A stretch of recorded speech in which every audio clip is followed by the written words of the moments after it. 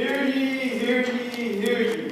All persons having anything to do before the Honorable, the Justices of the Appeals Court, now sitting at Boston, within and for the Commonwealth, draw near, give your attendance, and you shall be heard. God save the Commonwealth of Massachusetts. Court is open. Please be seated.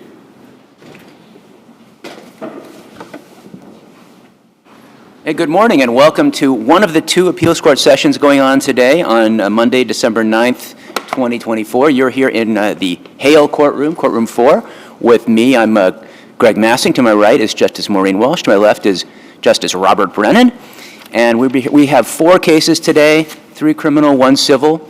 And I understand the first 3 are all here. And looking around, I don't think I need to give any of you too much guidelines here. We have read your briefs, and we've read the record. They're on these tablets, so if we're looking at our tablets, it's not that we're not paying attention to you. We're actually looking at record materials. 15 minutes per side, no rebuttal. And feel free to use all your time, but if you're done, there's no penalty for finishing early. So with that, we'll start with the first case, 23P987, Commonwealth versus TASEJO. Good morning, Your Honors. May it please the Court, Daniel DiMaria for WILLIE TASEJO. Mr. TASEJO's motion for required findings should have been allowed where the evidence was insufficient to prove operation beyond a reasonable doubt. That is the second argument in my brief, but I'll address it first.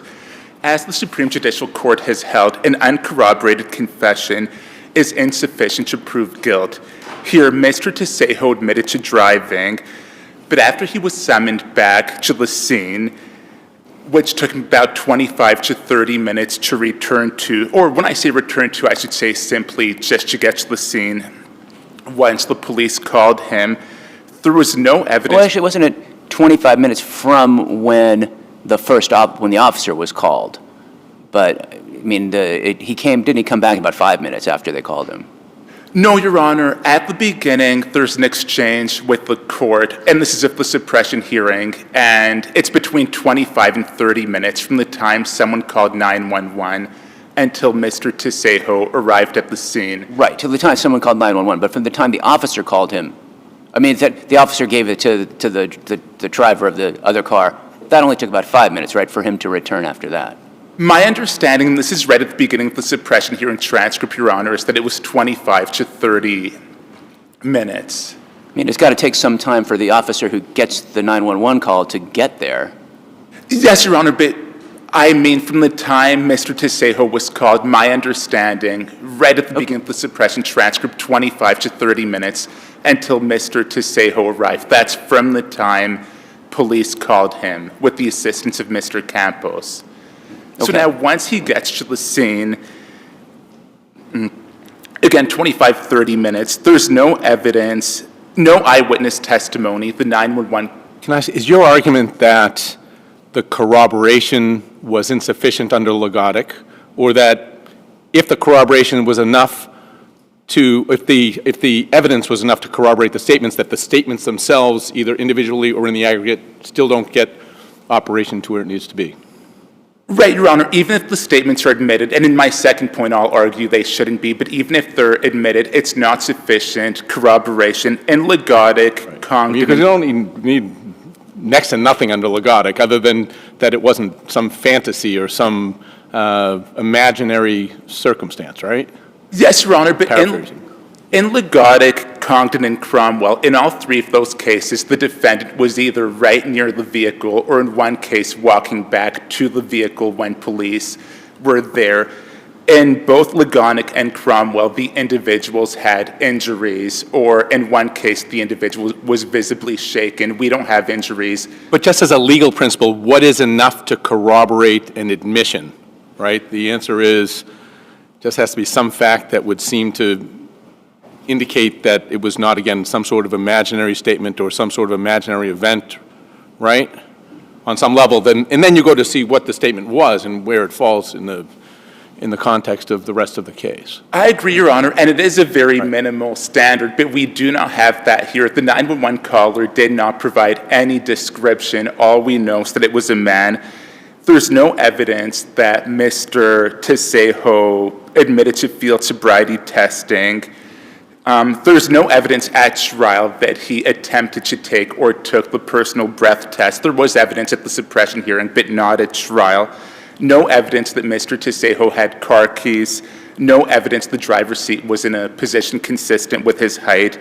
No fingerprints evidence. At trial, Your Honor, and this is important as well, the evidence that the car was registered to Mr. TASEJO was excluded. Okay. So the PBT is not record evidence that can be used to support it, right? Exactly. And the same thing, and the ownership of the car also out. Exactly, Your Honor. Yep. So we really have almost nothing, and again, no injuries, no visibly shaken, and he was summoned to the scene by police. He didn't happen to be there, nor did he walk there. The evidence that he was like jovial and hugging the other driver, was that only in the motion to suppress, or was that also at trial? I believe, I apologize, Your Honor, I'm not sure. I've read it several times. I can't distinguish on that point between both records. Can I say, just to follow up as a point of law, is the question as to whether there is sufficient corroboration to make a statement, I guess it's really not an admissibility question, right? It's a weight. I guess thinking it through as to whether, to the extent that, for example, there's nope, I think I got it. I think I get your argument, and I think I'm following it. Sorry about that. Okay. I'll withdraw my question. Can I jump in then? I'm just looking at the motion hearing, and I'm looking specifically at page 57. And Officer Dowd answers, because, let me back up. You seem to place quite a bit of importance of the delay in time in which the officer arrives and the defendant arrives. I won't use the word returns, okay? And so I'm looking at Officer Dowd's testimony, and it says, so by the time I called Mr. TASEJO and he arrived, it's, the time between Mr. TASEJO arriving and Officer Brake arriving was, more than 5 minutes, but less than 10. So how do you get, first of all, 20 to 30 minutes, and how is that relevant to the overall determination that a directed verdict should have been issued or granted on the directed verdict, on the operation issue? Your Honor, I think there's a simple answer, and I shouldn't have emphasized it at the beginning, but the time is simply irrelevant. Even if it was 5 minutes, he simply wasn't there when the car accident, when police were there. He arrived after being called. So whether it was 5 minutes, 25 minutes, 30 minutes, it does not matter. So if the facts were different and the police showed up to the scene and the defendant was there? That would be a very different situation. Then I would say there probably would be corroboration. Thank you. Moving on to the first issue in my brief, my second issue today, Mr. TASEJO's statement to police should have been suppressed. Any objectionably reasonable person in Mr. TASEJO's position, certainly Hispanic individual, would have believed he was in custody. And I do want to point out from the outset, Mr. TASEJO was told, come to the scene. He came. He was told, sit down. He sat down. He was told, wait. He waited. He was asked questions. He answered them. So this was really a coercive atmosphere. Now, as the court said— Can I ask you on that? Assume for the moment that alcohol was not a factor in the slightest, and that it was just an accident, even if he hadn't left. If the police say, can you wait there, we got to get information from you. Can you have a seat over there? We need to get his information or her information, while you wait, and then we'll come back and compare notes or do an accident report. Would those circumstances amount to custody or for the purposes of Miranda? If it was a traditional roadside stop, no. But the fact here that he was summoned to the scene, even if that seems to be the crux of your argument here, is the fact that he was gone and was summoned back. Exactly. Combined with the fact he was made to wait. I suppose it could, fortunately I don't need to grapple with this, it could potentially be different if he was told to come and he was not made to wait. But here he was summoned, and once he arrives, he was made to wait. That is the crux of my argument. What about, so the police arrive on the scene, there's an abandoned car, and they learn that it belongs to your client. isn't the natural thing to call him to find out, what if he wants what he wants to do with his car? Like, I mean, it wouldn't be just a perfectly natural thing to have him come back and deal with his car that's left in the middle of the road, whether he was driving it or not?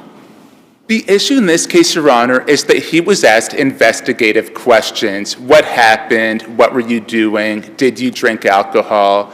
And so police absolutely could have asked him, but given these circumstances, he absolutely should have been Mirandized. Now, in Burbine, a case which I expect the Commonwealth will raise again, the defendant was invited to come back to the scene.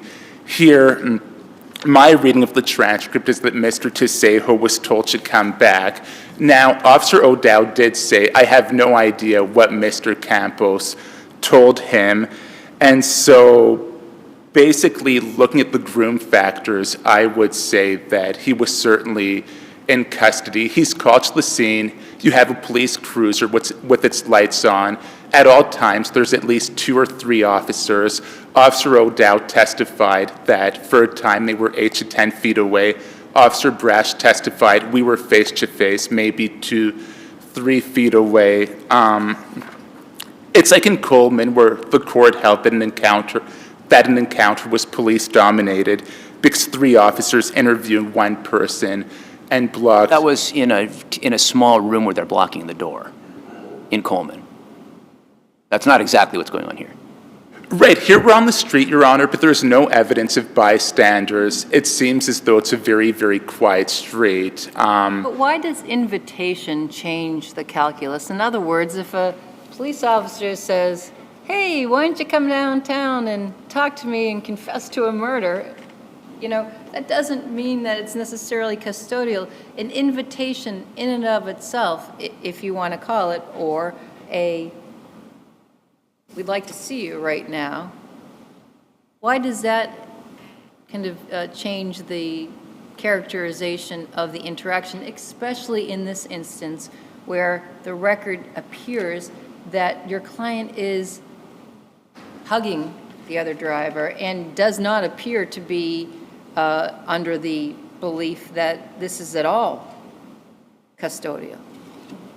They're propping him up, he's falling down, for whatever, but he's hugging people. This doesn't seem to be the type of coercive environment, even if you want to describe this as not an invitation, but an order by a police officer to come back to this area. So, Your Honor, whether it was an invitation or an order, the burden would have been on the Commonwealth. I do think it is telling whether it's one or the other, but what makes this case different is that he was told to wait, and he was made to wait for 5 to 10 minutes. And so if he had simply been invited or directed to return, he may not have been in custody, but being told, sit down, wait, and he sat down, waited 5 to 10 minutes for the Spanish-speaking officer, that is what makes it custodial. And again, he always has 2 to 3 officers present, as close to 2 or 3 feet away. Officer Brash, the Spanish officer, was told by Officer O'Dowd right in front of Mr. TASEJO that Mr. TASEJO was a suspect. That's the second. Was that in English or in Spanish? It was in Spanish. No, Officer Dowd spoke to Brash in I apologize. Spanish? I apologize, Your Honor. You're right. It was in English, but the record testimony Do we know how close, how close your client was to them when they had that conversation? From experience, and I think the court can infer the police would never leave a suspect unguarded. I just can't imagine he would have been there and they would have been off to the side. So I think we need to infer that Mr. TASEJO heard it. I mean, isn't the burden on you to show that it is custody? The burden's on me that he's in custody, but it's on the Commonwealth to show that the statements are admissible and in accordance with the Constitution. And that's from Garcia, Your Honor, where the Commonwealth bears a heavy burden of establishing that the statements are admissible.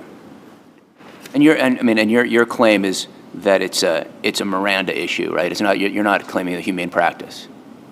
Exactly, Your Honor. It's a Miranda issue. If he had been Mirandized, this would not be an issue at all.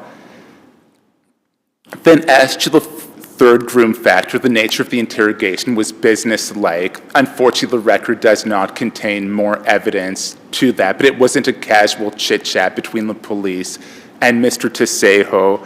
And in terms of whether or not he was free to terminate the interview, clearly it ended with his arrest. And again, he was told to come, he came. He was told wait, he waited. He was told sit, he sat. And when he was asked a question, he answered. And so I would submit that his statement should be excluded, and his statement was the only evidence of operation. So without his statement, the Commonwealth's case falls apart, so it certainly was not harmless. And Your Honors, if there are no questions, that concludes my submission. Okay, thank you. Thank you.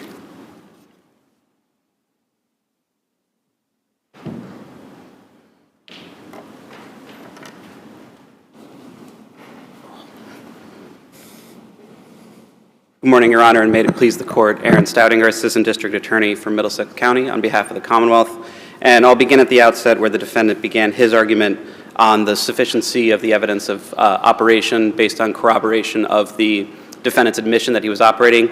At the outset, I would admit that the portable breathalyzer test was excluded. That was a mistake in my brief. But I think even excluding the fact that the defendant willingly submitted to the portable breathalyzer test, there was still sufficient evidence at trial to corroborate his admission that he was operating the vehicle. As the panel noted, as this Court has noted, the corroboration requirement is minimal. It is to establish that the crime was not imaginary, that a crime occurred. Here we have the evidence of the crash, which is a significant crash of the Honda into the Ford F-150, which by itself raises an inference that a negligent operation occurred, leaving the scene occurred. So that's evidence of the crime, but we're talking about evidence of operation. And so what is the corroboration of operation? Yeah, and I don't think it, with respect, I don't think it necessarily needs to be independent corroboration of the element of operation. It needs to be corroboration that, again, the language is that a crime occurred, that this isn't imaginary. But in addition to that, we do have the individual coming back, the defendant coming back to the scene. Again, at trial, the evidence came in differently at the motion and at trial, but at trial it comes in as he was called and he returned to the scene. You say one of the, excuse me for interrupting, but one of the corroborative facts that you point to is that there's no evidence that anyone else was involved. Is that really a corroborative fact? And if so, why? Yes, and I was getting there, and you can interrupt me as much as you'd like. Thank you. He comes back to the scene, he begins interacting with police officers as if he is the operator of the vehicle. He admits that he was driving the car. He said he apologizes for what happened. There's a moment where he correctly identifies the intersection that he had fallen asleep at. And no one, and the owner of the F-150 is there, the reporting party was briefly there, and this individual is behaving and cooperating with officers as if he is the operator of the vehicle. So is this sort of like an anti-Leonard? Yes. You have two people and here there's only one, so, okay. And I think it is important that at no point in time is this a situation where the defendant says, hey, someone else was operating or that my kid was driving the car, some other sort of thing. He is behaving as if someone who operated this vehicle because... I guess my question again, and this is the concept I'm having some difficulty with, is your argument is that the absence of evidence, like we had in Leonard and then in McNally in a different way, but we had the absence of evidence that it was someone else equals corroboration that it was him? In addition to the other factors of the fact of an accident, the him returning to the scene despite not being told where the scene was, that I missed that point, is that he's told to come back to the scene, he's called. At trial, So if he came back and there were two people, so it was him and someone else? Yes, substantially less corroboration, but where they call the owner of the vehicle, although I think... That's an interesting point. They didn't tell him where to come to. Yes, right? They just said come back to the scene, and the defendant arrives. At the motion to suppress, it came in that the officer asked Mr. Campos, who was the owner of the Ford F-150, to have him come back. But how about a trial? At trial, the evidence only came in that they called the owner of the vehicle, and then he later came walking back into the scene, and I believe that's on, I think it's trial transcript 110. So just like the PBT can't count for you, in that, so it's almost the reverse. The fact that the evidence might have been different at the motion, the fact that there was less evidence, or there was evidence that he had less information at trial is what it rests on. And here someone says, hey, we called him, and then he just showed up at the scene, so clearly that corroborates he knew where the scene was, and that the next step is that... Yes, and I think that's a strong factor corroborating, but I don't think it by itself is the only thing corroborating his admission of operation. He's also having the point I previously made that he's also interacting with police officers, answering their questions as if this was an incident he was involved in. He is also correctly identifying the intersection that he fell asleep at. At one point he says, I fell asleep, it was about up there. You're looking at the confession. Sorry? Now you're looking at the confession to corroborate the confession. No, and I think... Can we include anything he said? Yes, I think you can include the fact, you can't include his admission to driving, but you can include the fact that, and I see your point, so you can't include the fact that he fell asleep at the wheel, but If he said that, right? Yeah, and what I mean by that is he's identifying the general area that he's in. I said I fell asleep at the wheel at that intersection. It's the correct intersection. It's the intersection that immediately precedes the site of the accident, and that's all I meant. Not that he fell asleep at the wheel, but that he is identifying the area at which he's in, which places him at the scene where there is a car. Under your understanding, again, of Legotic, because that's the most recent and probably the most comprehensive case on it at this point, but would it be as a matter of corroboration, if he says, I fell asleep at the wheel at this intersection, does there have to be an accident that occurred, or does the fact that that intersection exists corroborate it sufficiently? Because again, we can say, well, he's not just making up some fantasy location or some imaginary place. He talked about an intersection. There is an intersection, therefore. Or are we going too far on that? Or have I asked a really completely incomprehensible question? No, maybe for me. I do think that it is the fact of the intersection in conjunction with the fact that there is an accident directly thereafter. I don't want to make it too absurdist, but like he couldn't just identify some intersection in the city and say, oh, well, he knows intersections, therefore he obviously is a driver. But it is the fact that this intersection is the one immediately preceding the accident. He says, that's where I fell asleep. There is an accident. And Legocic is clear, if I'm pronouncing it correctly, is clear that it just needs to be corroboration that the crime is not imaginary. And I think... So are we making this more difficult than it really has to be or is? So in other words, I feel as if that there's some spillover between the sufficiency of the evidence argument and the Legotic argument. And the Legotic argument is, for public policy, we don't want people confessing to crimes that never happened. So a pure confession of, I did X, isn't enough to sustain a conviction, right? And so we have to look, is there evidence of a crime versus a different analysis on sufficiency of the evidence, which is, have we proved each and every element of the offense? And what did we show to prove that, in this instance, the defendant was the driver of the vehicle? That's correct, Your Honor, is that the corroboration requirement is that a crime occurred, and that so that we can tie this person's admission that he was involved with it to an actual event. So the statement or the defendant being charged, and we have a crash, and we have him returning to the scene of the crash. That's enough. Correct, Your Honor. And if there were no further questions on the corroboration of the confession, I would move on to the moving on. The motion judge was correct to deny the defendant's motion to suppress, where it was clear, based on the circumstances, that that the defendant was not in custody at the time that he was questioned roadside. I think. At the outset. So how do you respond? So Mr. DeMaria put it pretty succinctly. He was asked to come, he came. He was told to sit, he sat. He was told to stay, he stayed. He was told to answer questions, he answered questions. How is that not, from his perspective, a coercive environment?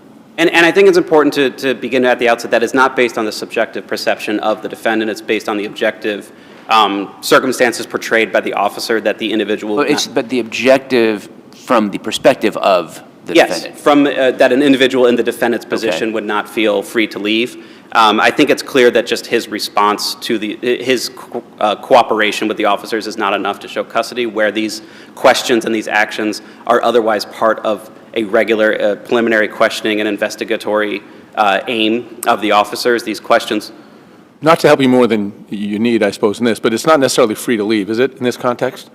Because someone can be not free to leave and still not in custody for the purposes of Miranda on a roadside investigative stop. Yes, and I think the Commonwealth v. Earl case it uses the language that the reasonable person would not feel free to leave. I think in the context of roadside, what we see is that the fact that he was not free to leave until after the performance of field sobriety test does not transform it into custodial. I think that is often because in these roadside situations that questioning and that asking to perform the field sobriety test is part of the preliminary investigatory questioning. So you anticipated my question. So is this in a different posture than because he's not there and literally called back, as opposed to you stop a car, ask someone to step out, there's some investigative interaction there? It seems to me that's a little different qualitatively than police are at a scene, there's no one there, and they call someone, have that person come back, person comes back, and then it goes from there.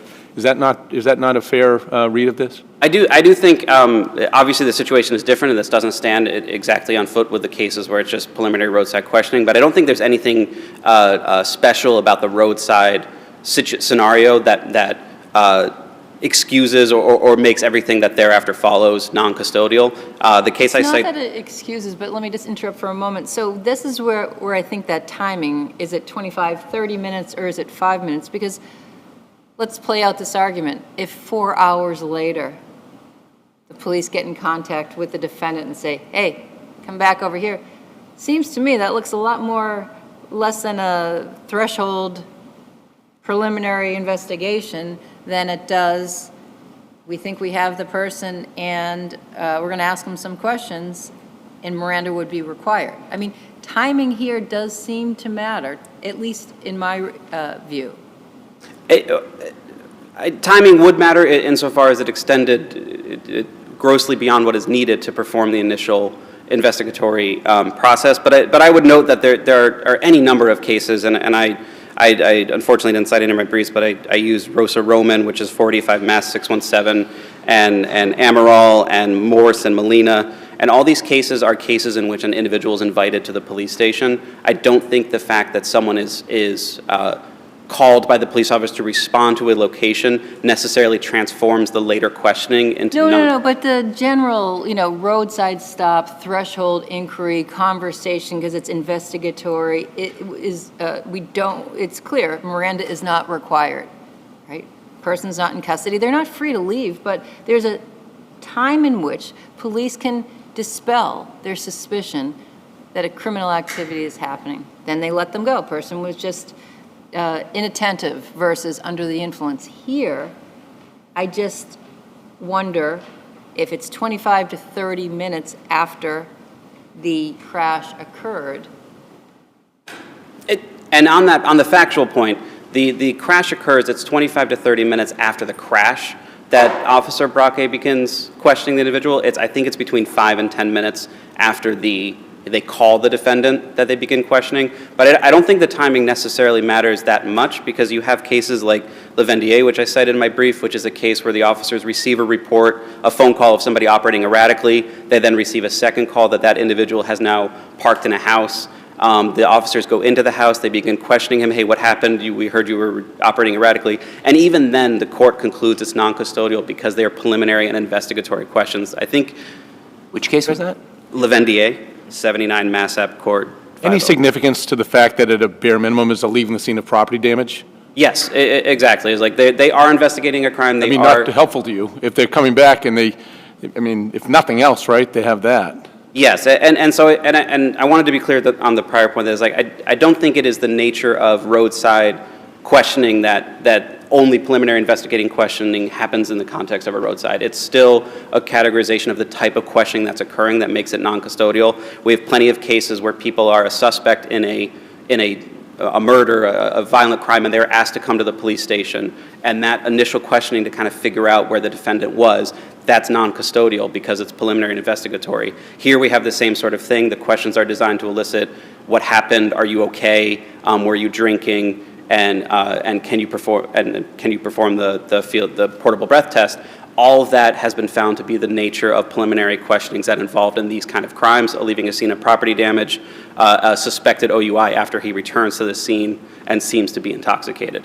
And so, and I think it's clear that even applying the groom factors in this, it occurs in a public place. It's 1 o'clock in the afternoon. He's on a public street. His back is to the street. There's only 2 officers present. This is very distinct from the Coleman case cited by the defendant, where the questioning was extremely aggressive and conditional and threatening. Here, it is simply to... You sure there's only 2 officers present? There was a 3rd officer who was there, but the testimony was that he had left the scene by the time they started questioning. And that the only 2 individuals who were actively engaged in speaking with the defendant were Officer Braque and Officer O'Dowd.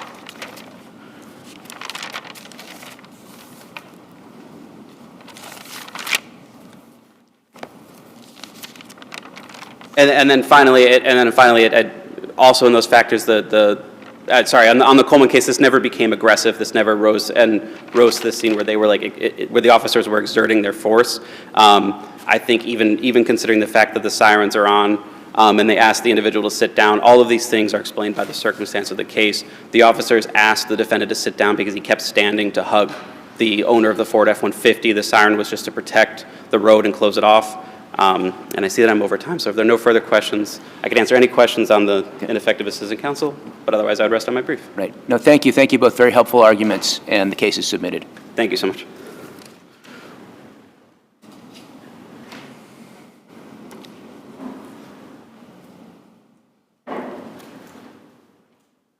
Okay, the next case we're going to hear is 2024 P182, Commonwealth versus Cruz.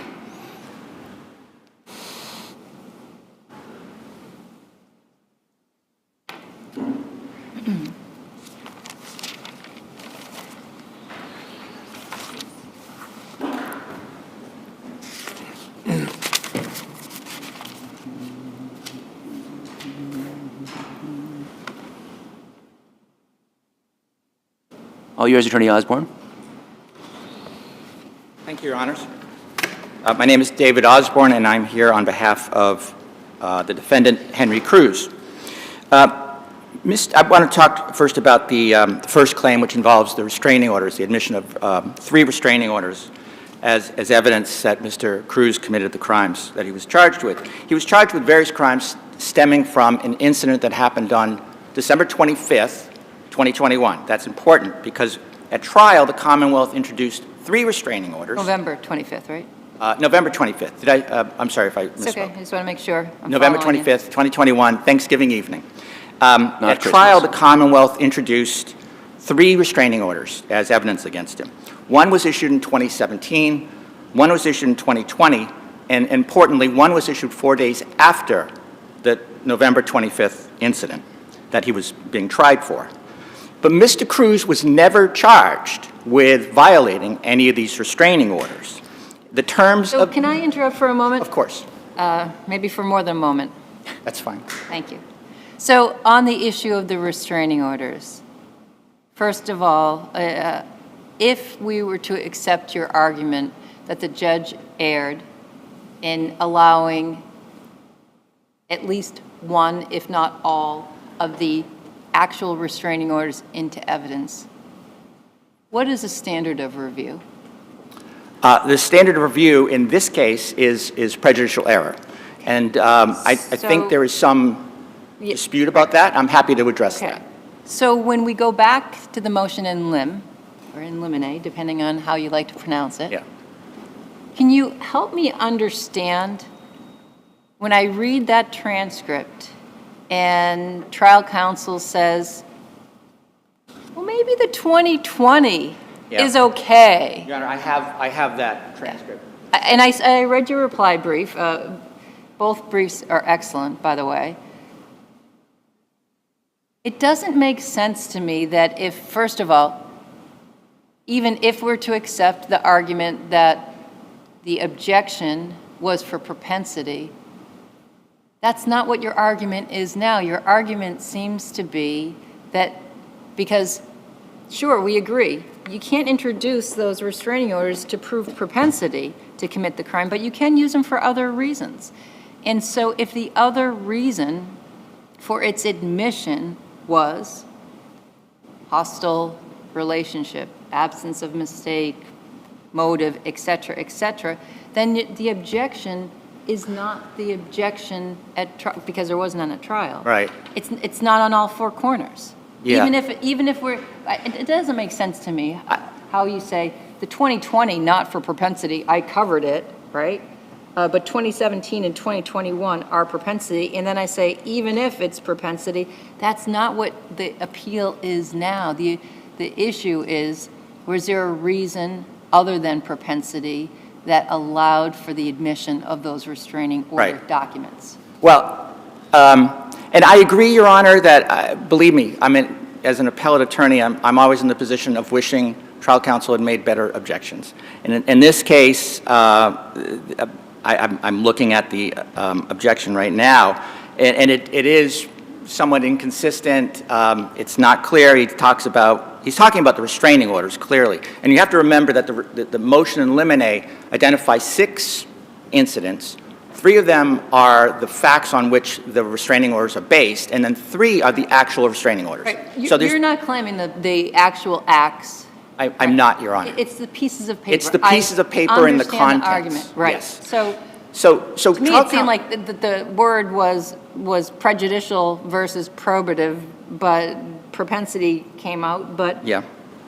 even with that, how does that then rise to the level of prejudicial error versus substantial risk of miscarriage of justice, if we're to accept that this was not admissible? That it was error, correct. Yeah. So first, I'm not sure that the standard of review is terribly important, because if you read Foreman, you read many of these cases that we've cited, many of them are under the substantial risk of miscarriage of justice standard. They are, but Reddy and Foreman have the whole shebang, right? They have the affidavit, which basically then, like the testimony before, kind of repeats and Right. realleges all of the criminal behavior Right. that they allege. This is just,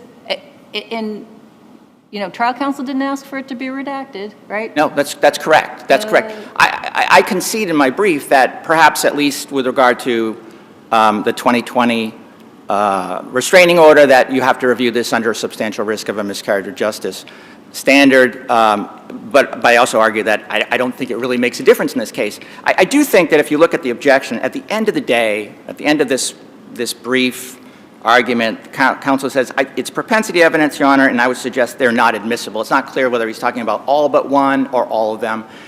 But this is a propensity argument, because our argument here today is that the Commonwealth didn't introduce this evidence for the reasons that it claims. The Commonwealth says it was to prove intent, it was to prove hostile relationship, it was to prove absence of accident, but these restraining orders did nothing of the sort. Perhaps the underlying allegations. Can I stop you all sitting there?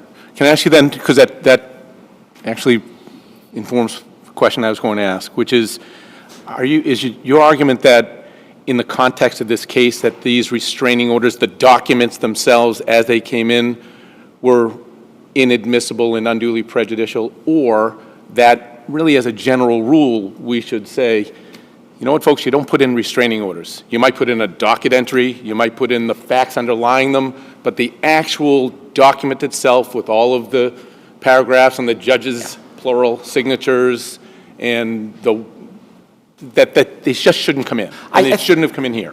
Yes, Your Honor. I think it's a harder question whether or not the fact that the restraining orders were obtained should have been admitted. I don't think they should have, but that's not our claim here. Right. Our claim, well, it is part of our claim, but our claim really rests on the fact that the entire document came in. And when you read these restraining orders... So I guess my question again is, from your perspective, if we were to write this, would it be trial judges, restraining orders themselves just don't come into evidence? Correct. Unless unless there's a reason why they're relevant. For instance, if Mr. Cruz had been accused of violating one of the terms, Sure. I mean, and that was a criminal charge, that would be fair. But there's absolutely no reason But why... that's uncharged misconduct we're talking, I think, right? There's absolutely no reason for the jury to see these judicial findings that Mr. Cruz created a substantial likelihood of immediate danger of abuse against the complainant.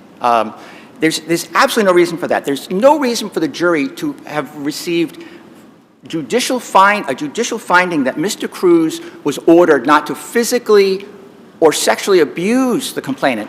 And, Your Honor, Justice Walsh, goes to your point about the fact that the underlying complaints, the affidavits, were not included. In some ways, this is actually more damaging because the jury is left to speculate, well, what was the basis of this? Was it a sexual assault? Did he use a firearm? Because he's also ordered, you have to turn over your firearms because, and again, repeating the language, this creates a substantial likelihood of a danger of abuse. So in some ways, not having the supporting affidavits is actually more damaging because it invites the jury to speculate. Why are these orders being issued against? Can I ask, in closing argument, did the prosecutor rely on the past relationship between the parties, or did the prosecutor stick with the Thanksgiving Eve? Pardon? Did the prosecutor compound the error by calling the jury's attention to No, to the prosecutor's credit, the prosecutor, to my reading of the closing argument, did not call the jury's attention to it. So with the prosecutor not arguing it, how do you respond to the Commonwealth's argument that it's harmless because the evidence of this assault was overwhelming? Well, I disagree that it was overwhelming, and I know that's the Commonwealth's characterization. There obviously was sufficient evidence of the crime. I don't dispute that. There was overwhelming evidence of injury, and I don't mean to make light of the injuries that the complainant suffered. But that there was a dispute. This basically turned on a credibility issue, whether Mr. Cruz committed the assault, turned on the credibility of witnesses.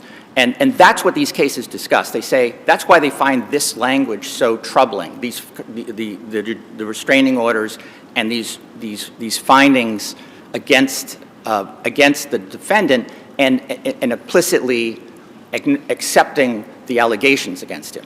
The reason that they're so troubling is when the case involves a credibility issue, you are not only making it more likely that the Commonwealth's witnesses will be believed, but you're also making it less likely that the jury will accept the testimony of the defense. Because in this case, remember, unlike a lot of cases, Mr. Cruz testified on his own behalf.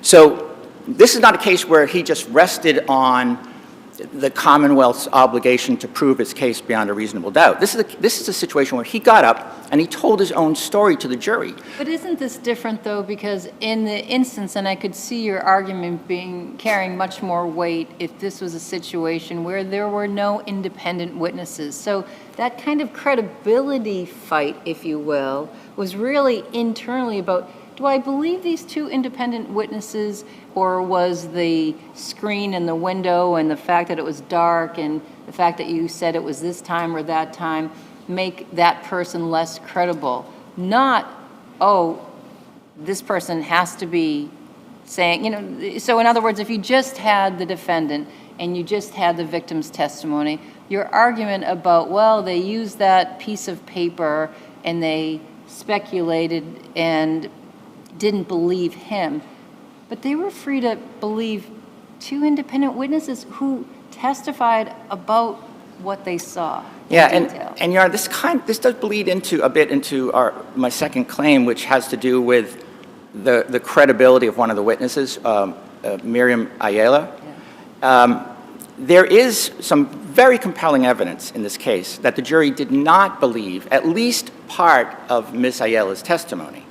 Because, I don't know if Your Honors want to move on to Claim 2, or you'd rather stick with the prejudice? Claim 4, I think, right? Okay. So for Claim 2, we have an argument, which is probably, you know, based on the unique circumstances of this case. You wouldn't typically see this. But what happened in this case was there's 5 counts. And the Commonwealth overcomplicated this case by taking one incident and breaking it up into 3 separate criminal acts, instead of charging it as a continuing crime.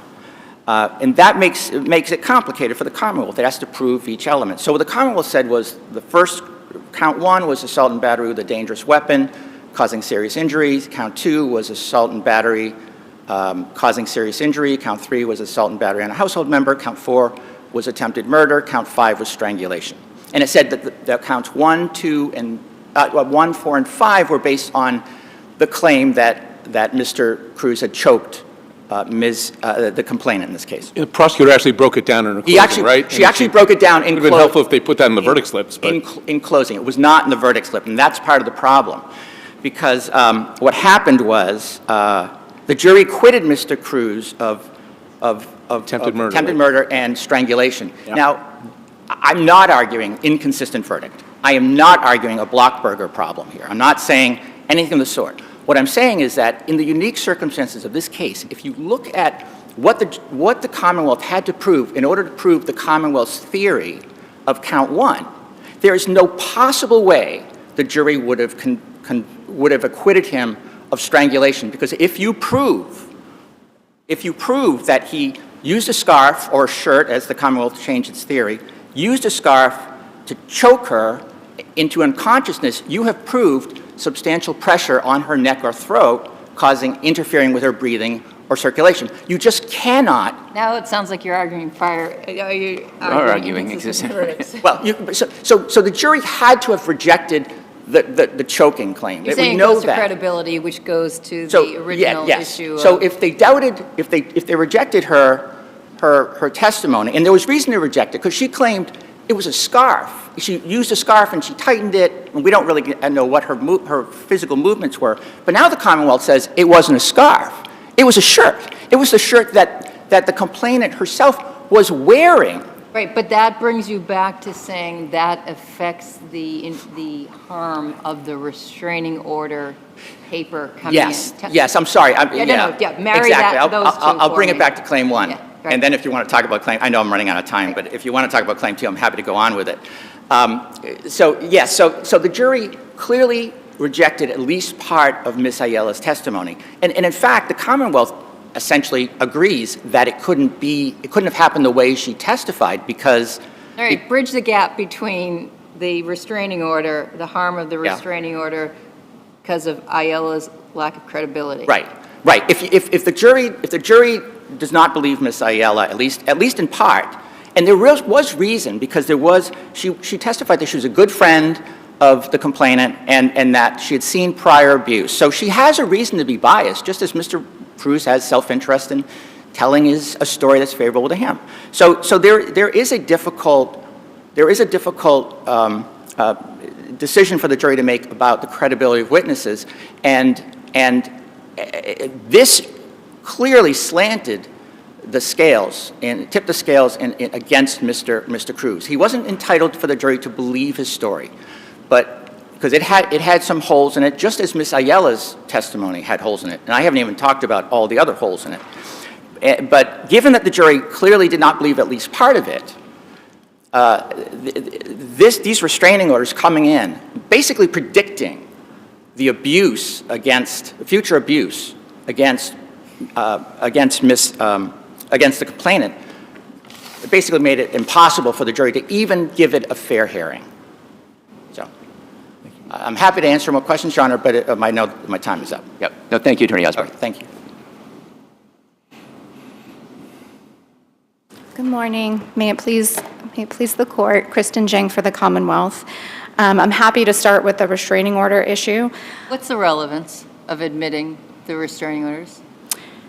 So the problem with the record in this case is that this specific objections to the restraining orders themselves was not raised at the trial level. So unfortunately, that wasn't hashed out.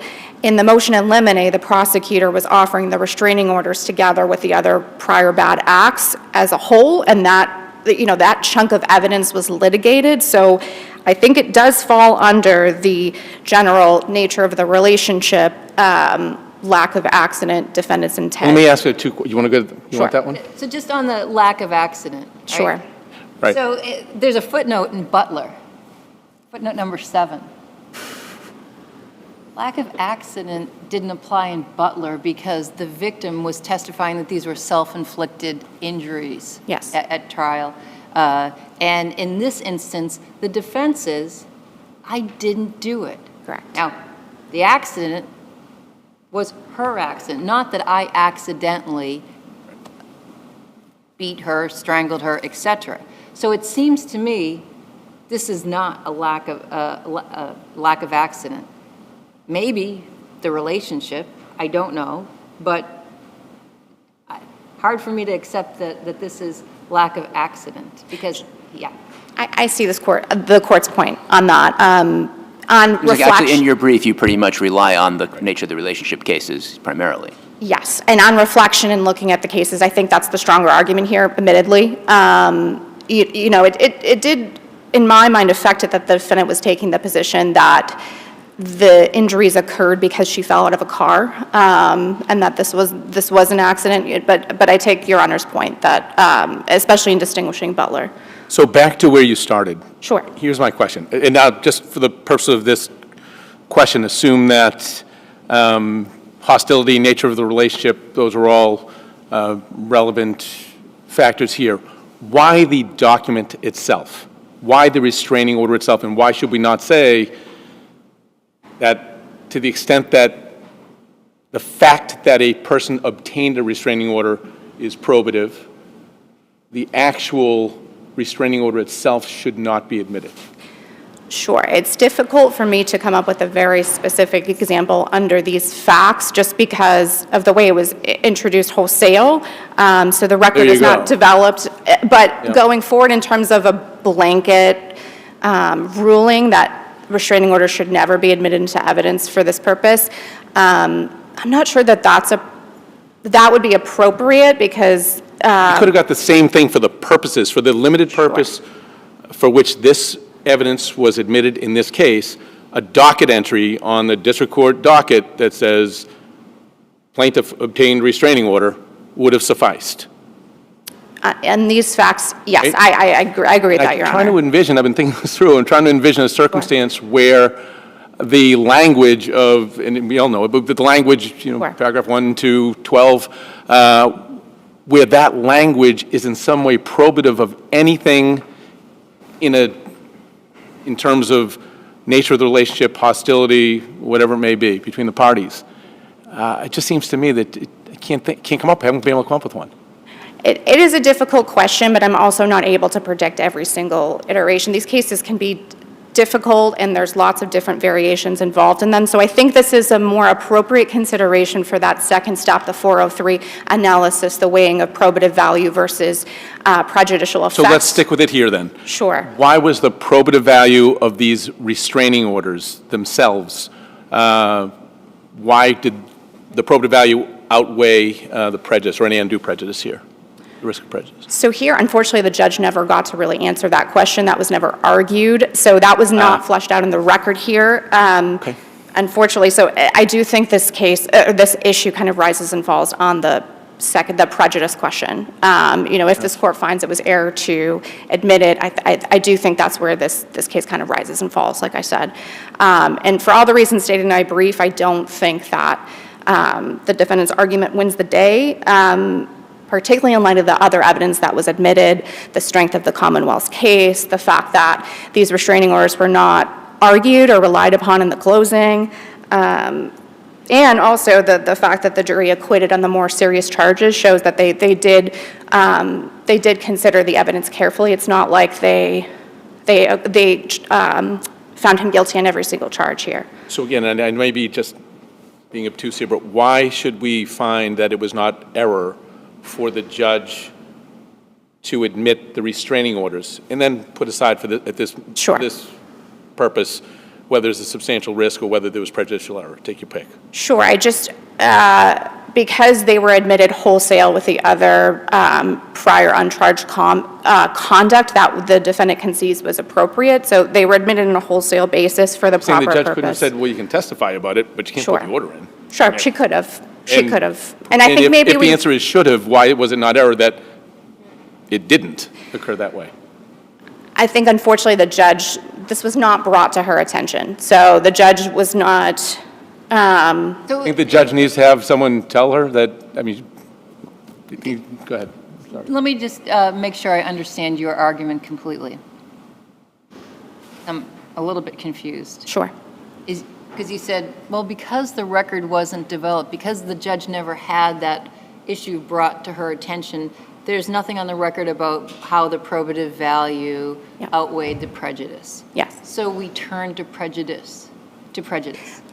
I can see how that's confusing. So Right, so help me with that. sure.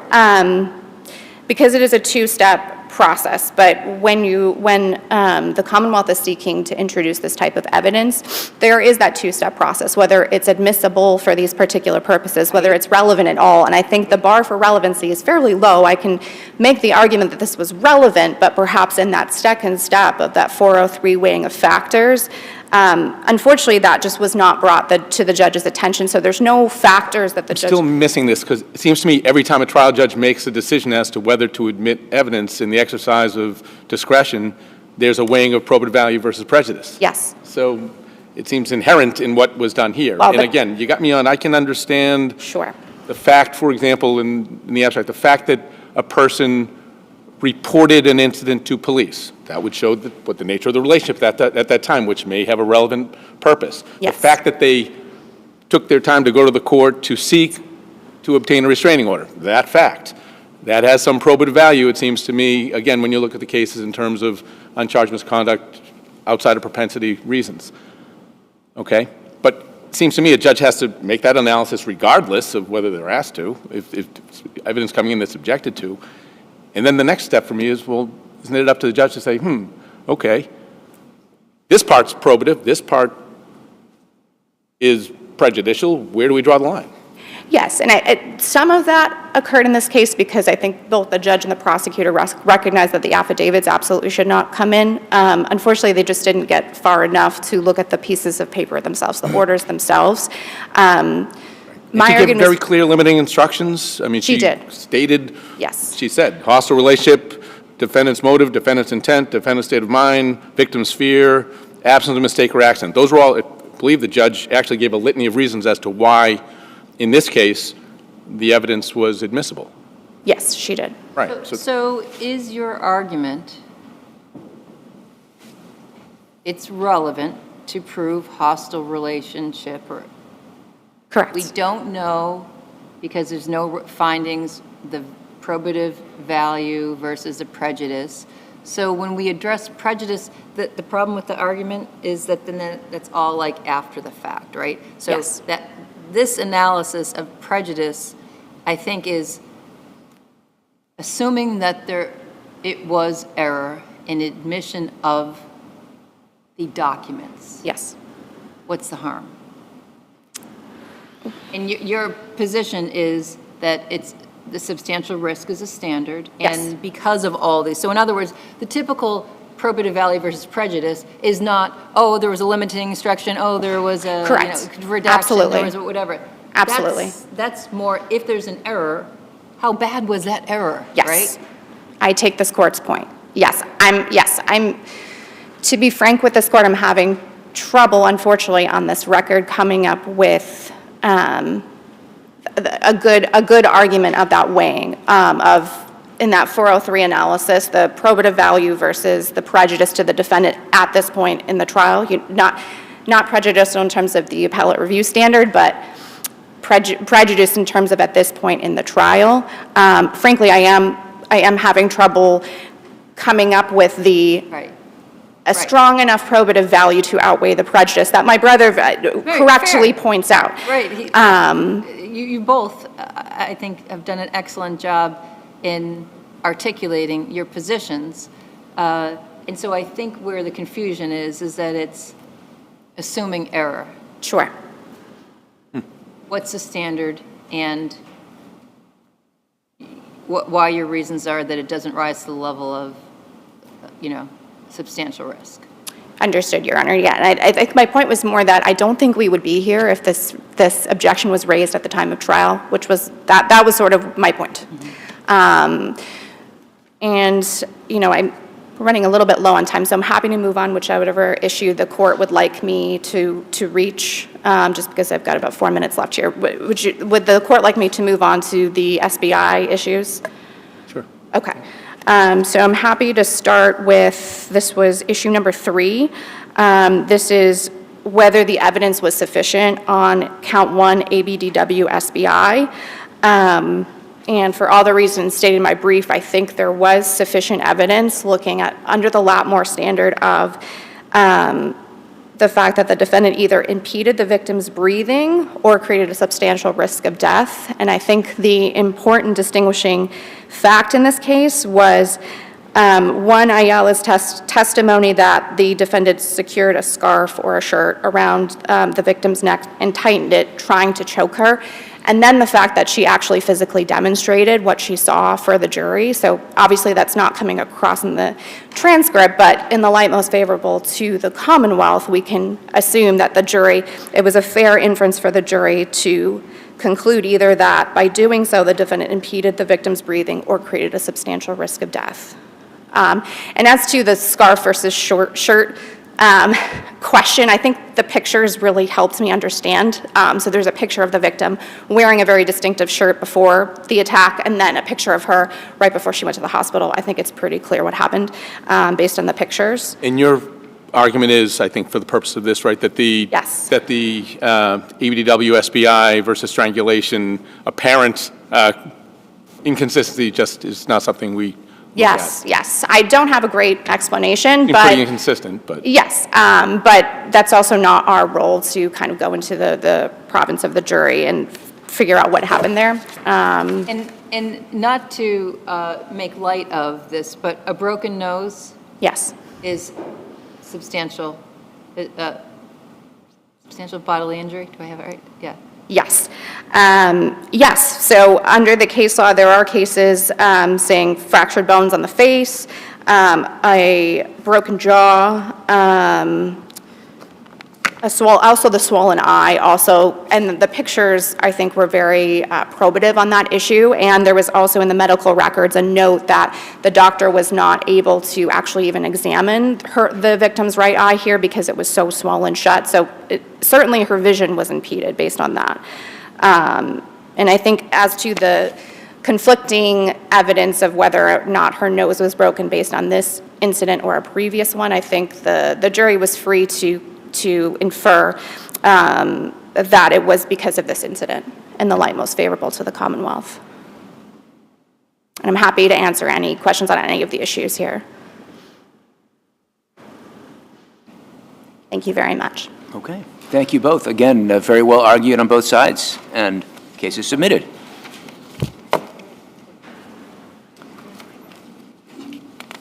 Our third case for today is going to be 24P664, Commonwealth versus Yousuf.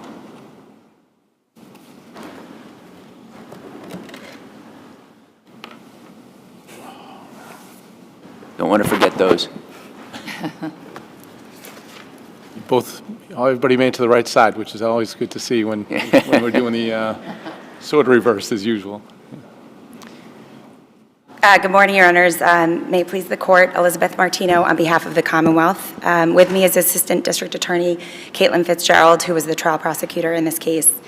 The Commonwealth is asking that the Court reverse the order of the second motion judge, allowing the motion to suppress after remand from the SJC, because it's the Commonwealth's position that the motion judge too narrowly construed the first prong test of Commonwealth versus Pearson, which asks a motion judge to look into whether the police decision to seek a warrant was prompted by an illegal observation.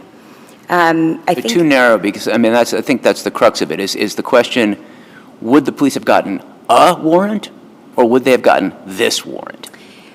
Well, I think actually the appropriate inquiry is, were the police committed to the search warrant process? Were they committed to securing a warrant? And that's So articulated. you would go with a warrant and not this warrant? The process. Well, I don't actually know that I'm saying a warrant versus this warrant. I think it's this warrant.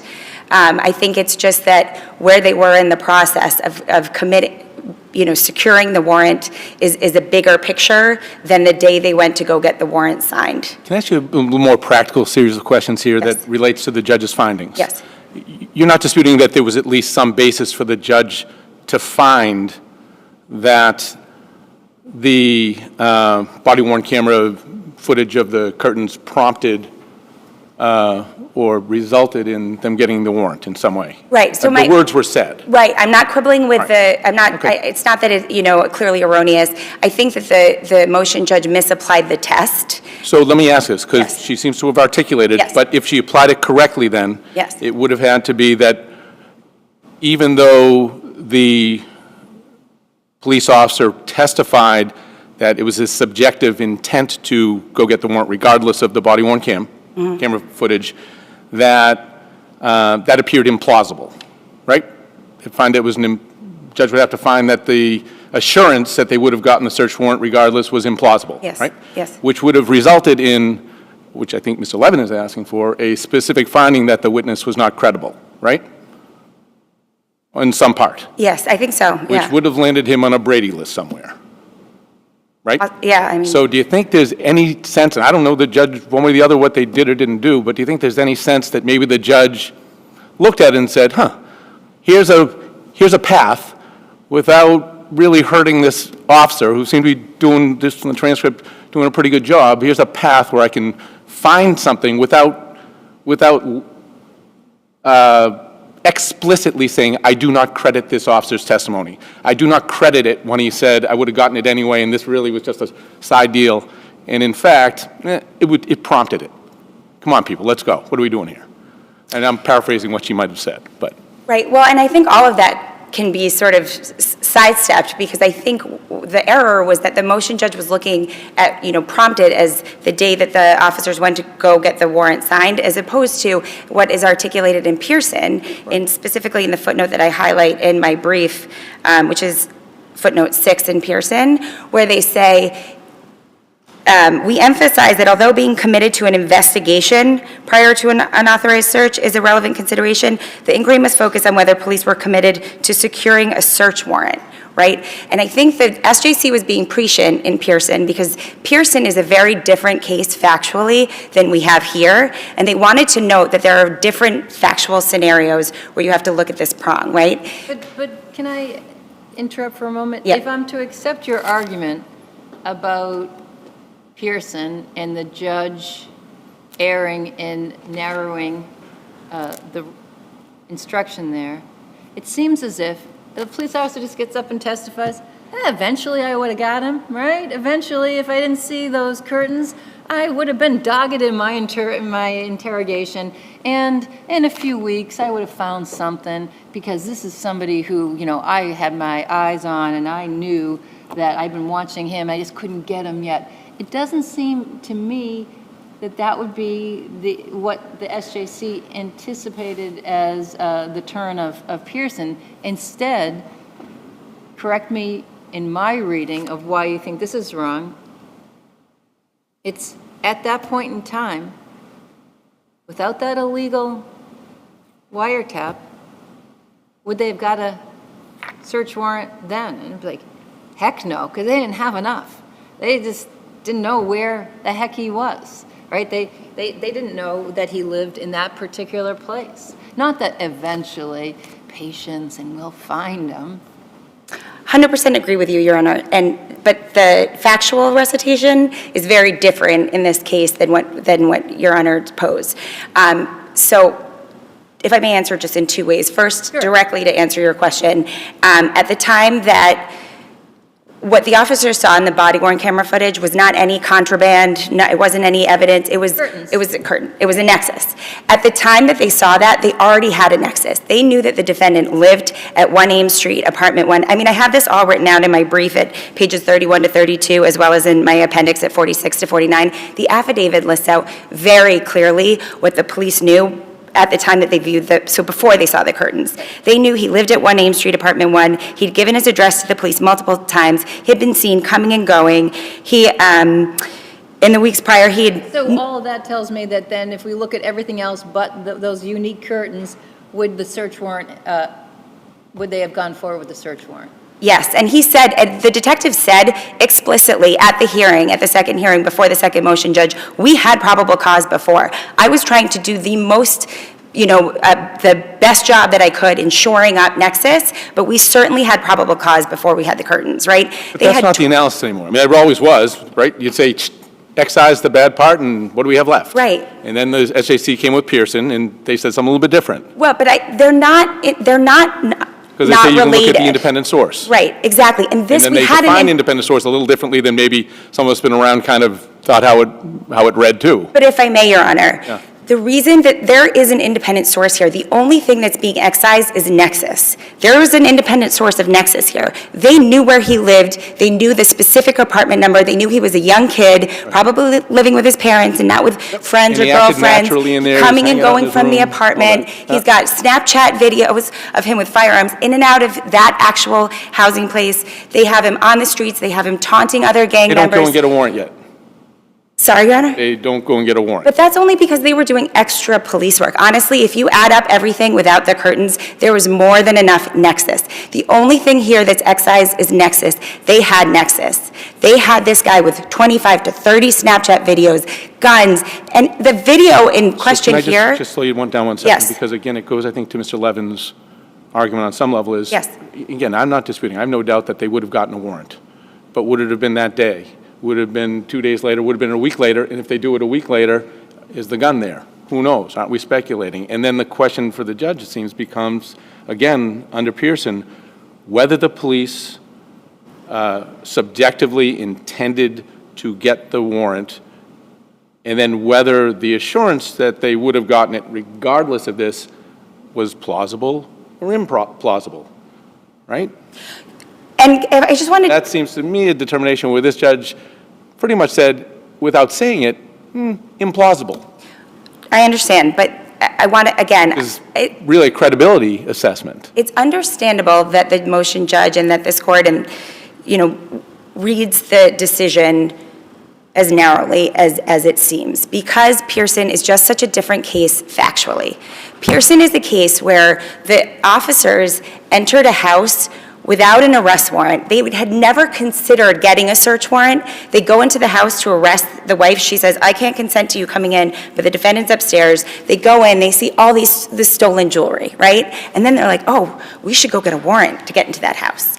They had never considered a warrant before, right? And even in that case, the SJC remanded and said, even though the affiant said we had never considered getting a search warrant until after seeing the jewelry when they didn't have a warrant at all and they were going into arrest, still, let's remand to see whether the subjective intent was, before or after. And it seems to me very obvious on those facts that it was after. And yet the SJC remanded on that issue, right? So can I say, focusing on these facts, right? Yeah. They have, and granted, developed a fair amount of information that might independently be probable cause, right? And then there's some level of urgency because they get information that this kid might have been involved in a shooting. Yes. They still don't get the warrant. But then when they see the matching curtains, what's the time frame between comparing the matching curtains between the body-worn camera and the Snapchats or whatever, whatever they were? What's the time frame between that comparison light bulb moment, if we want to call it that, and then getting the warrant? Hours, days, what was it? So it's a day and a half or 2 days when they see the video, the Snapchat video of the defendant in his bedroom with the curtains. But that video isn't excised from the affidavit, right? No, I got you. Because But I guess they have all that. My point is they have all that. And then somehow or another says, oh, we got this guy, we got this guy's room on body worn from a domestic that happened a couple weeks ago, right? And then the officer here reviews that. Yeah. How long between reviewing that and saying, okay, curtains, let's go get a warrant, and then let's add in how much time it takes to write up an affidavit? Right. I'm not I see your point, Your Honor. I'm not exactly sure of the, but I know it's about a day and a half, 2 days when they see the video. Please, if I may, just for a minute. If you're prosecuting timelines, if you're prosecuting a case and you look at the timeline, you Right, might but- argue to a jury, kind of obvious. So 2 days, no, of course. But that's my point, is that, right, so but that's the point, is that this is an independent source doctrine. So if I can just add up what the police officers had before the body-worn camera footage that they weren't supposed to look at, right? They had a whole slew of things that they knew that this kid was engaged in a ton of firearm activity, violence, taunting other gang members. They knew his apartment, they knew the number. They see him a few days before, they see him coming from his actual apartment with what they believe to be a gun. When they go to follow the car takes off at such high speed that they can never stop him. That's coming from his actual apartment with what they believe to be a firearm, right? How many units are in the building?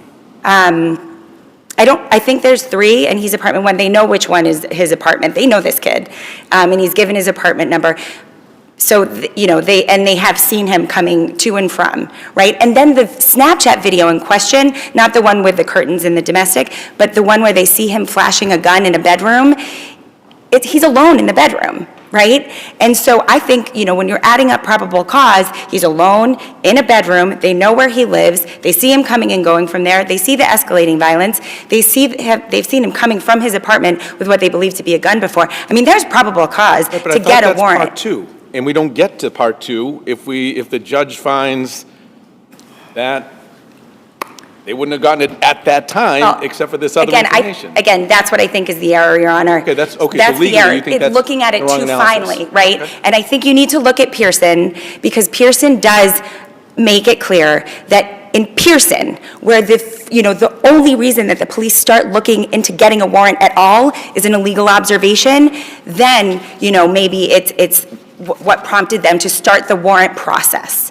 But the SJC drops a footnote saying that's not the only scenario. There are scenarios where the police are already committed to securing a warrant, and those are different cases. It's the warrant securing process that has to be prompted by the illegal observation, not the day they go to get the warrant signed.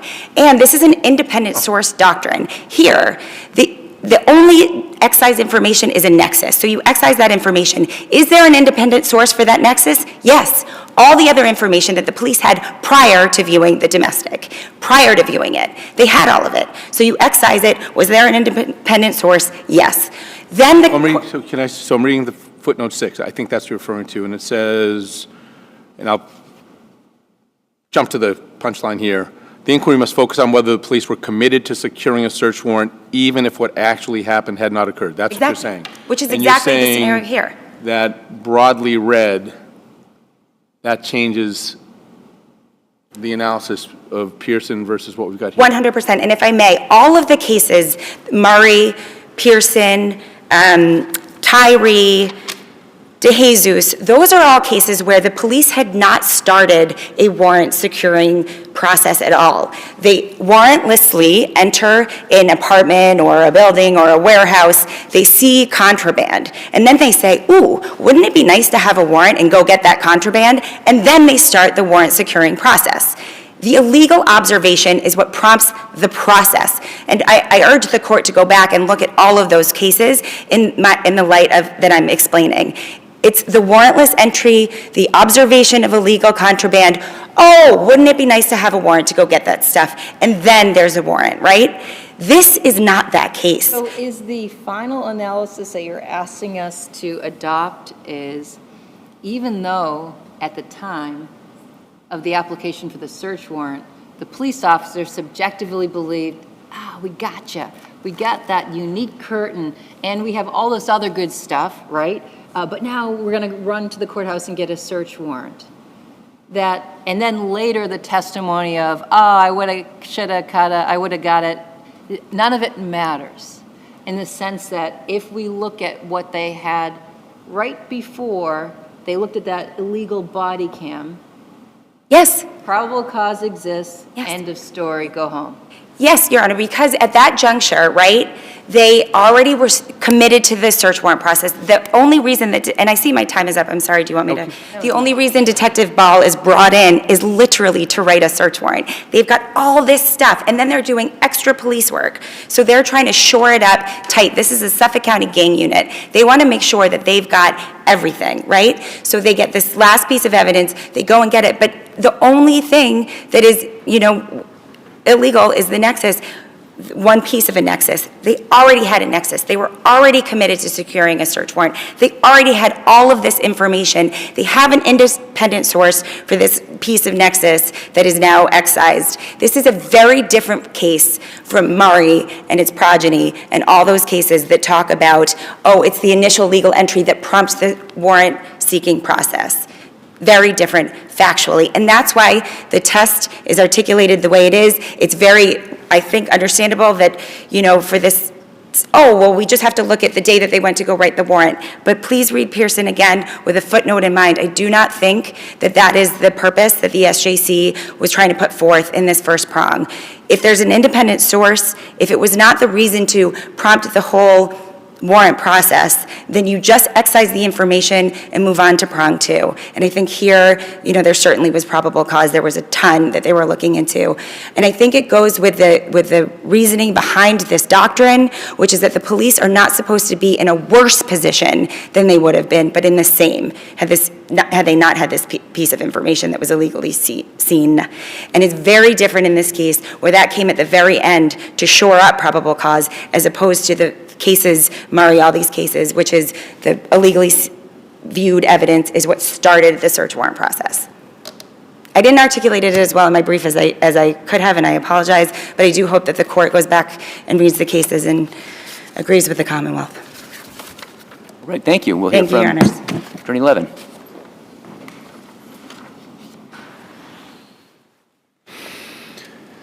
Good morning, Your Honors. Patrick Levin on behalf of Yousuf.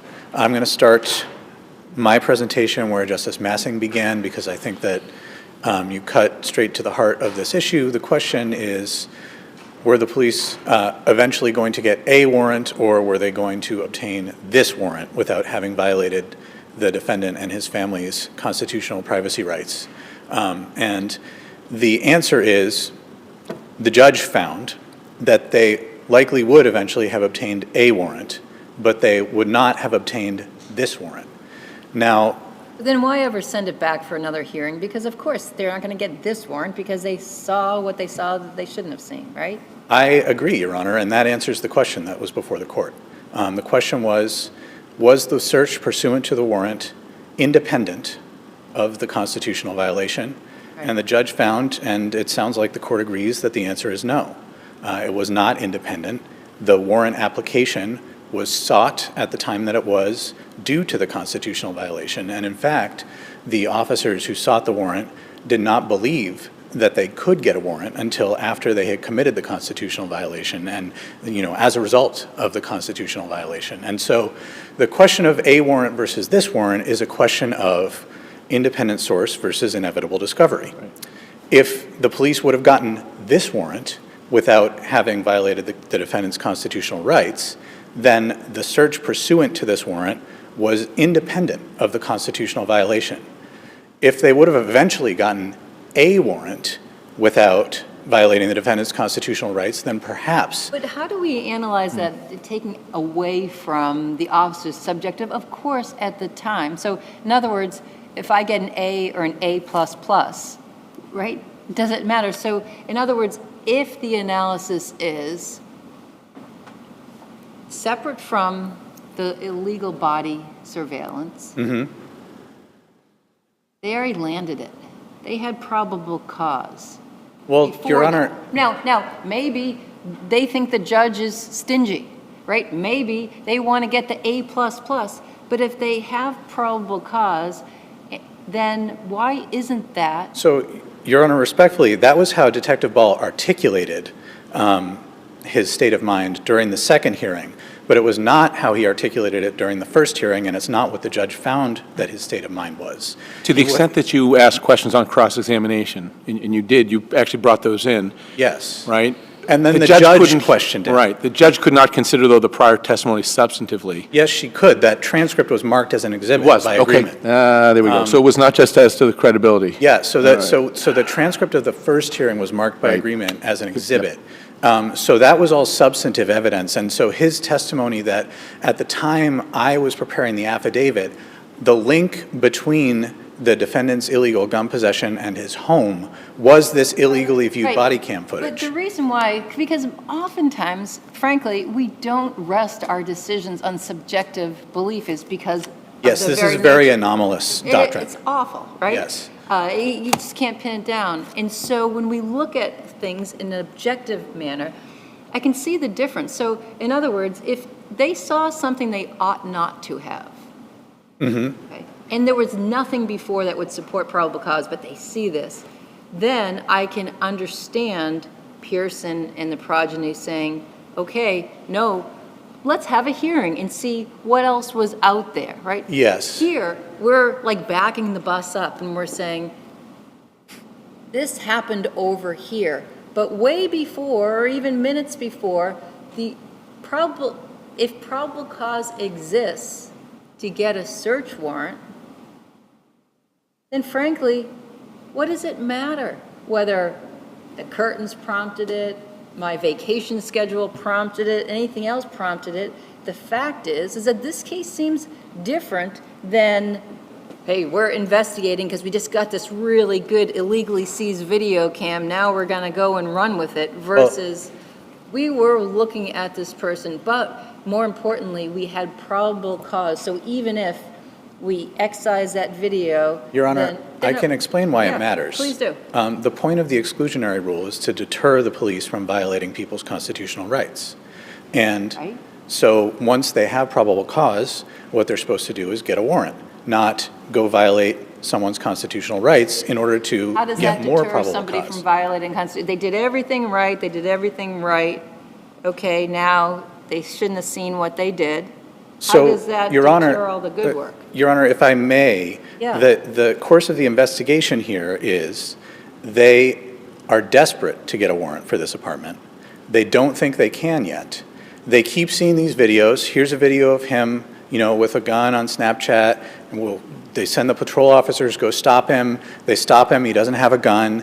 They I really, think probable cause existed before, No, Your Honor. before the curtain. well, so there's two different questions, right? The question of whether probable cause existed is a separate question from the question of whether the four corners of this affidavit without the match between the curtains amounts to probable cause. So I would concede, actually, probably that based on the testimony at the remand hearing, that perhaps there was probable cause before, but that all didn't make it into this affidavit. But more to the point, the gang unit didn't think they had probable cause yet.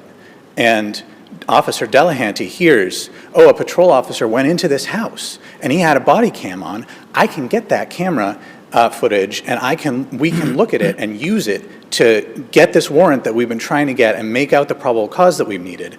That's eventually what they Why have a do. remand and have another hearing? What's the purpose? Because it's always going to be what it is, right?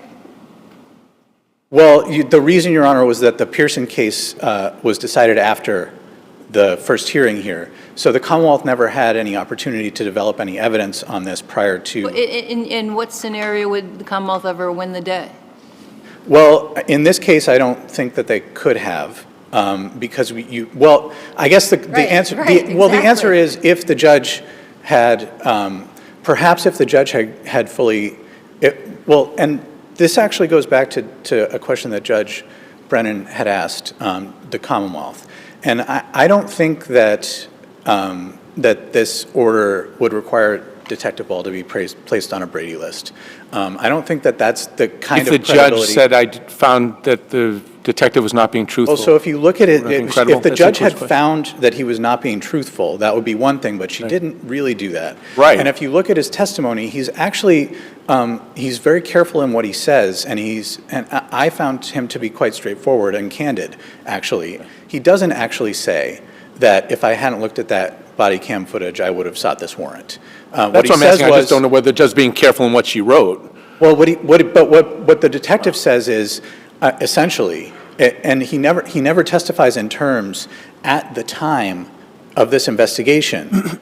In 2017, I believed that I already had enough probable cause to get a warrant.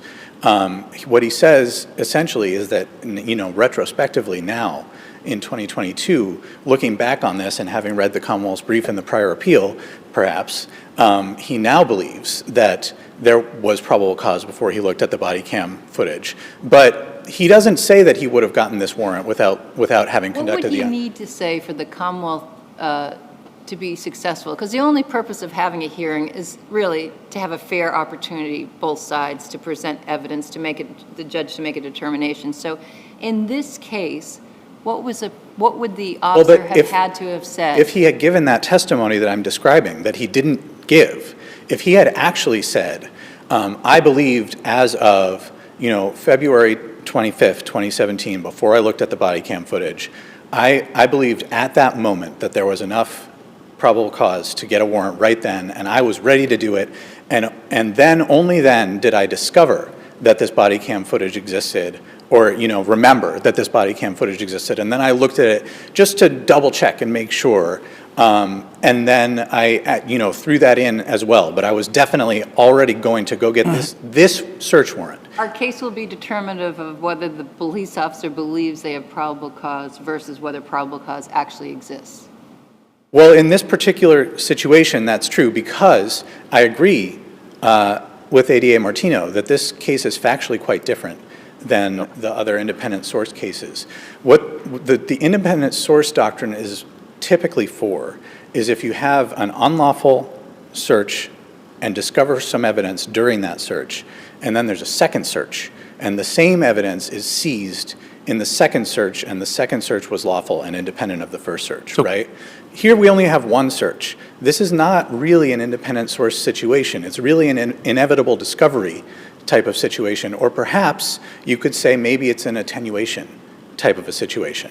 But the Commonwealth has not made any attempt to argue that either one of those exceptions, that it had proved out either one of those exceptions in this case. So can I ask you to your point? I mean, because I'm looking at the transcript and the detective says, in response to the question, so at the time you applied for the search warrant, if you had not viewed the body-worn camera, would you have applied at that time for the search warrant? And the detective says, at that moment, at that time, I can't say. Right, and if you look ahead, to me, end of story, unless, so respond to the footnote 6 argument, which is, well, apply Pearson differently because they were already, not only on third base, they were about ready to drop into their slide and right, and so that is obviously within that factual context of the Pearson case, which is the same factual context that you see in Murray, DeJesus, and Tyree, which is there's an unlawful entry. The police see something during the unlawful entry that they might want to seize. They then go get the warrant, go back in and seize the evidence pursuant to the warrant. There's two discoveries, two searches. The same evidence is found in both searches, and the second search is genuinely independent of the first. That's what an independent source is. And you see this in the cases, in Murray and in Is that Nix. what Pearson says? That's not how I'm reading it, though. I'm not sure. Well, that's what happened in Pearson, Yeah. right? Right. And then you For go back to Murray and to Nix, to the U.S. Supreme Court cases that ultimately we have to follow. And what you find is the independent source doctrine only applies when the actual search during which the evidence was seized was lawful and was totally independent of any unlawful searches. Whereas if the actual search during which, if there's not a second search, not a second lawful search, then you have to look at the inevitable discovery question of, okay, the first search was unlawful, and at that point the police stop looking, obviously, because they have seized the thing. And so the question becomes, all right, was it certain, as a practical matter, that they would have found the same evidence even had they, had the illegal search not occurred? And so in this case, that's what the question is that ultimately we would have had to ask. Obviously, the court can't make its own findings on the inevitable discovery question here because the Commonwealth has never argued it. In fact, expressly disclaimed it below.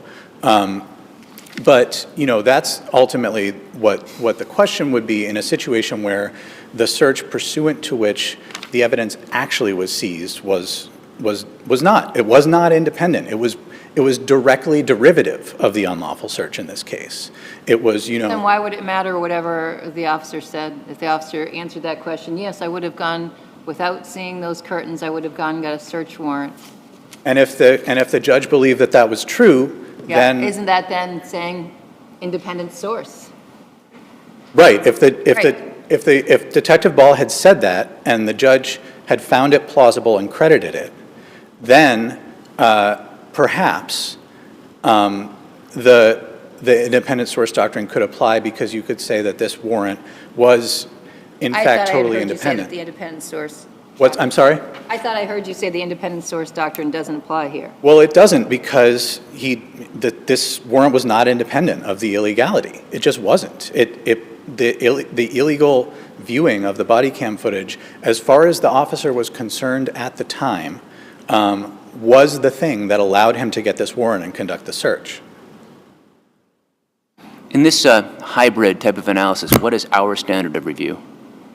So as to the judge's factual findings, it's for clear error. And then, obviously you apply constitutional principles independently. Is the implausible finding a factual finding or a legal? According to the First Circuit, it is. United States versus Jadlow, I think, is what I cite in the brief for that. It's a factual finding. Right. Yeah. A finding about Yeah. someone's state of mind is a factual finding. And this is what Pearson cites to the federal cases for this proposition as well, which is that, this thing where they talk about the hybrid approach and is it implausible and so on and so forth, that is all motivated by the perceived risk that having this test will incentivize officers at the suppression hearing to say, well, yeah, of course I would have. And so they say, well, you can't just rest on that. You have to actually do this analysis. But what the federal cases say is, of course, obviously, a subjective intent is always proved by objective means. That's how we prove it. There's not any other way to do it. So there's not anything special about this, this context in that regard. I see that my time is up. Unless there are more questions from the panel, I would ask the court to affirm and end this now 8 or 9-year-old case. Well, so you're not going to believe me, you're not going to find me plausible because I keep saying this, but again, both sides very well argued, very helpful, and we'll take it under advisement. Thank you, Your Honor.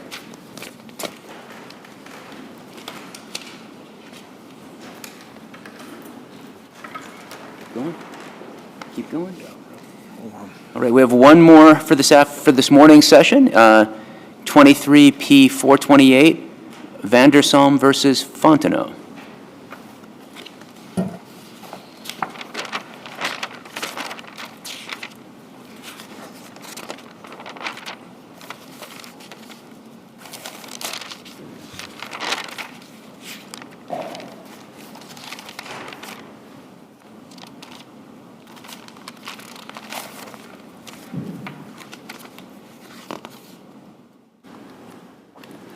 Good morning. Excuse me. Good morning, Your Honors. Morning. May it please the Court, James Vandersalm, pro se. I think this case raises several important issues.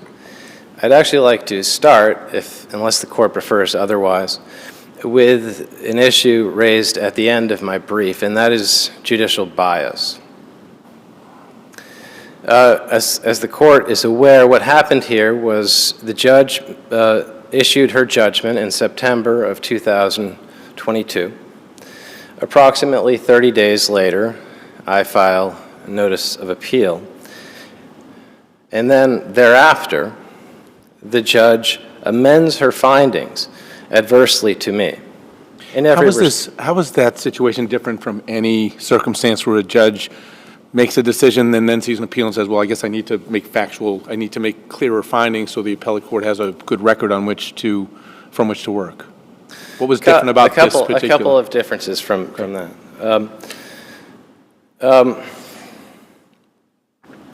First, the notice of appeal is filed first. I think that is very significant. The judge made these changes about 45 days after her actual judgment. and after the notice of appeal had been filed. The notice of appeal, by the way, was fairly specific. I specified the issues that I intended, including this issue concerning hair. I specified the issues that I intended to appeal at that time. So it's the sequencing, first of all. Remind me what were there were like two changes, right? One early on about sort of the legal standard, and then one about she added one word, an adjective. Is that remind me what the changes were. I didn't hear your question. Remind me what the changes were. The changes. So the second point is the nature of the changes. Well, what were they?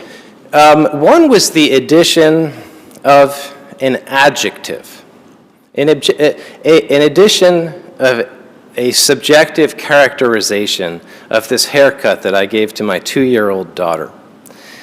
So I think in the initial findings, it was something along the lines of short, and I don't remember the second adjective, but there were two, and she added this other one, random, which evidently she thought, the judge thought, was somehow, or concluded 45 days later, was significant to add. And the other thing was she changed that it said, like, this is pertinent to a custody determination. She took out the word custody, Well, right? there was that too, Your Honor. So in the initial... And that shows that she is so biased that she can't make a fair decision?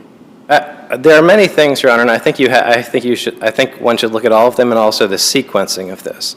The second, I think the most startling change was this finding that she conceived of in the amended findings that my daughter, my 2-year-old daughter, that this haircut was, I think the words were socially and emotionally damaging to my 2-year-old daughter. Now, I think this is fairly absurd on its face, but what matters for the purpose of my argument is whether there was evidence to support it. There was none. There was absolutely no evidence to support the notion that this haircut was socially and emotionally damaging to my daughter. So say we put that aside. Say we put that aside and just say, look, I mean, I have 3 daughters, all of them super curly hair, okay? They're grown up now, so we're not doing hair. But at some point, doesn't the judge have to say, well, I think I should do the haircut? And my wife says, no, I should do the haircut. Somebody's going to make a call because it's a function. Why? And you can't come to some agreement. Why is it wrong for the judge to say, okay, guess what, in this one, Mom gets this one. Dad, you get some other thing, you get that one. Your Honor, I think that gets to a separate argument. So the fourth argument I've made is that was an arbitrary decision, and I think that your comment goes to that argument. But as to the bias, I think the most important part surrounding this hair issue is what the judge did. 45 days later, she's looking in her rearview mirror for a notice of appeal, evidently. And she wants to touch up her findings. I'm sorry? She wants to touch up her findings because she knows it's going to get reviewed as opposed to just issuing it to the parties. It just seems like that's what judges do. I don't think I have found no precedent where this is done, Your Honor, in terms of the sequencing. I have found no precedent in any state where the actual sequencing occurred like this. But the actual changes... Can we have we have 10 minutes of a very important argument. Yes. And I'm just going to go out on a limb. This case is more than one haircut of a child, right? And yet there are some very complimentary statements even in the amended decision by the judge of both parents who obviously love their children and support in an incredible way their children. And so I want to spend the remaining 9.5 minutes on kind of, I think, maybe some legal issues, which is one is that you say the trial judge abused her discretion by not doing a 50-50 split. Yes, Your Honor. Right? Yes. And so it seems to me like she only abused her discretion if she didn't go your way, because you were asking for the 8 and 6, and the mom was asking for the 8 and 6. It's just that one of you got 8 and one of you got 6. You didn't ask at the trial for a straight 50-50. That's correct. Okay. And so how is it only abuse of discretion if you don't win? I don't think that's the argument that I've made. Your Honor, the judge found essentially that we were equivalent as parents. She said there's no reason to believe that, there's no reason to say that either party had been the primary caretaker, and she had laudable things to say about both parents. Her finding was that there was equivalence here. So she said, so how do you decide then? This is on the basis of her finding. Now, I didn't propose that finding. On the contrary, I think the evidence showed that I am, in fact, the more responsible and conscientious parent in terms of promoting the interests of the children. The judge disagreed. She said, okay, I think these parents are essentially equivalent. I think that's fair to say. So the question becomes how she arrives at the parenting time decision, given that her own finding of equivalence. Again, this isn't something I recommended Cutting to to the chase, doesn't she say, well, this is what the kids have been doing, so let's not disrupt the kids? Yes, essentially. And why is it not appropriate for her to say, in the best interest of these children who've probably been through a really difficult situation, let's not compound it by disrupting them and now flipping things around? Well, Your Honor, I think may not be the right answer from your perspective, but why is it legally an abuse of discretion? There is no, first of all, what she says is, well, I find that they're well adjusted. I don't know what that means. It's not defined by the judge, first of all. Yep, no, but if you can answer my question, it'd be great. As to why that was an abuse of discretion. Why making that decision, because she cites a reason. Your Honor, I don't think that's a substantive, irrational basis for a parenting time decision. If, in fact, you're finding that the parents are equivalent, what she said was, it's been 18 months. It's been 18 months. Hang on, you missed important. You're finding both parents equivalent, but neither is asking for a 50-50 split. Well, as Justice Walsh pointed out. Your Honor, if you're getting at so the judge is now been presented with two options. Yes. And we say, well, though both these parents love their kids, both these parents, in the judge's view, are equivalent. They want this split, they want this split, the kids are already doing this split, let's stick with this split. I just don't see how that's an abuse of discretion. Your Honor, I was trying to explain why I think it's an abusive, if I may. Yeah, but you sort of veered off, so if you... I think what you're getting at... Your time, use it however you want, but you're going to convince us, so maybe you want Your Honor, to address the question. My children for the rest of their childhood are going to be, according to this order, going to be deprived of equal time with an equal parent. Right. That is wrong. Why didn't you ask that is an abuse of discretion. No, then you abused your discretion by not. No, according to the judge's finding, I don't think the parents are equals, okay? But you didn't ask for 50%. You asked for 60%. This gets to the issue of waiver. So this is an argument made by the defendant. Well, you've waived, this is the first argument I think they've made. You've waived your 50-50 when you asked for the same thing we asked for, when you asked for more time. The implication there seems to be that you waive an argument to the degree that the judge was basically left in the dark as to the issue that you eventually argue on appeal. In other words, you didn't give that judge didn't have an opportunity, would not have known that you would have wanted that. This is the basis of waiver doctrine. This judge, in asking for a majority of time, I think there's an inescapable implication there that you would prefer an equal division, if indeed the judge disagrees with me and finds equivalence in terms of parenting, that I would prefer 50-50 as opposed to them having the majority of the time. I think that's just logic. The notion, and again, the idea of the waiver doctrine is that you should give the judge, the trial judge, an opportunity to actually make a ruling. Now, does the judge have to look at the best interests of the children? And how could that be an abuse of discretion to say, you know what, instead of every week when packing an overnight bag to say, is this a week of a Tuesday or a Wednesday where I go to mom's or dad's? And every Wednesday they go here and every Monday they go here. How is that an abuse of...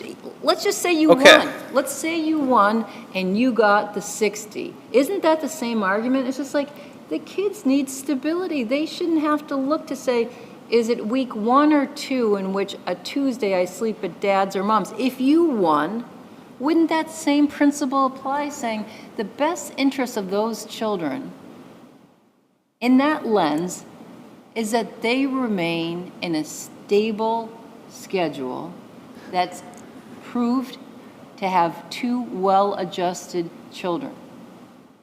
Your Honor, Children, Your argument be Your what? Honor, the answer to your question is children know. Children know about difference in time. It's meaningful. It's So meaningful. if you won, and you were on the other side of the table, Yeah. what would your argument be to me? Well, presumably the judge, I don't know what the judge's reasoning would have been. So it would depend on appeal on the No, judge's. Same reasoning. Okay, I would be arguing, presumably, if the judge ruled for me, she would have mentioned things that I thought were important in terms of demonstrating my greater commitment to parenting, Your Honor. Decision, and it's abuse of discretion. So this is not you as pro se litigant, lawyer, and judge. This is you accepting that the judge said some very complimentary things about your parenting and your love of the children, and yet you're quibbling over one word, and you're arguing because you lost. Because you lost the 60-40 split. It's like, if there isn't a definition of a poor loser award, what legally can you justify an abuse of discretion here versus saying, you should have found this and you should have found that? If I may, Your Honor. Yeah. First of all, to the degree that this is thought of as a trifling difference, it is not in terms of the time. The time between 60%. I didn't say that. I said Okay. your argument about one word. Children do care about this, including mine, and they notice it. In terms of arbitrariness, the standard is abuse of discretion. Arbitrary things are an abuse of discretion, arbitrary decisions, whimsical decisions. The judge herself found equivalence. This is the foundation of that first argument that I make. The judge found that. I'm going upon what the judge found, equivalent parenting. So again, I go back So to my original given- question, which you haven't quite answered yet, which is, I agree with you up to this point. It is a difference. It's an important difference. The kids feel the difference. It's not fair in the broadest sense of that word to one parent or the other. But the judge said it's in the best interest of the children because that's what they have been doing now for some period of time. And I guess my question comes back to, if that is a basis, why is that not a My answer legitimate is no. basis? My answer, Your Honor, to that question is no. That should not be regarded as a valid basis. Simply uttering the words, the magic words, well-adjusted. No, I didn't say well-adjusted. I said... Actually, no, I want to ask about well-adjusted, though. I mean, what is your evidence that the kids are not well-adjusted? I don't think I need evidence that they're not well-adjusted. I'm just going upon the judge's finding. From her finding of equivalence, it should follow equal parents. I do believe there should be a principle that if there's a finding of equivalence in parenting, it should be presumptively equal in terms of parenting time division. And the time does matter. The time does matter. When it comes to the basis for the well-adjusted finding, Your Honor, it was simply the mother's conclusory statement that they had adjusted well or well-adjusted. I still don't know what that means. But the important question... Do you contest that? Do you think, are your children not well-adjusted at this point? I think they'd be much better off if they had more time with me, Your Honor. That's why I'm standing here. Of course that's why I'm standing here. And I believe that result, that outcome, was supported by the judge's own finding of equivalence in parenting. Can I ask you, we're over time, and I want to ask you a question, because I anticipate that the mother's counsel raised this. You say part of the problem here is that, I mean, the mother, you say that she lied in her affidavit and then took that advantage and then delayed and delayed so it'd be a longer time. I think they're going to come and say that actually you are more the cause of delay. Could you respond to that? Sure. This is the sequence. The case started and we filed, we served discovery, interrogatories, request for production. For 9 months they stonewalled on the request for production. Nothing. Not in opposition when we filed a motion to compel. Nothing. For 9 months. And then finally in September of 2021, 9 months after we actually had served these requests for production, which were aimed at illuminating the lie, by the way, illuminating the truth about our respective parenting roles. 9 months go by. That's half of this pretrial litigation. Okay, that accounts for half of it right there, Your Honor. I don't quite, and then at that point, they started to serve some discovery in September of 21. So 9 months into it, they served their first discovery. You have several months of discovery then after that point. They're ordered finally to produce something. And then there are only a couple months at the beginning of 2022 before trial. Honestly, if you look at the time, I don't really understand what they're talking about in terms of attributing the delay to me. Half of it is accounted for by their stonewalling, and then you have, I would say, a more or less normal pretrial process from there in terms of discovery and in terms of various pretrial motions. Okay, thank you. That's helpful. Thank you.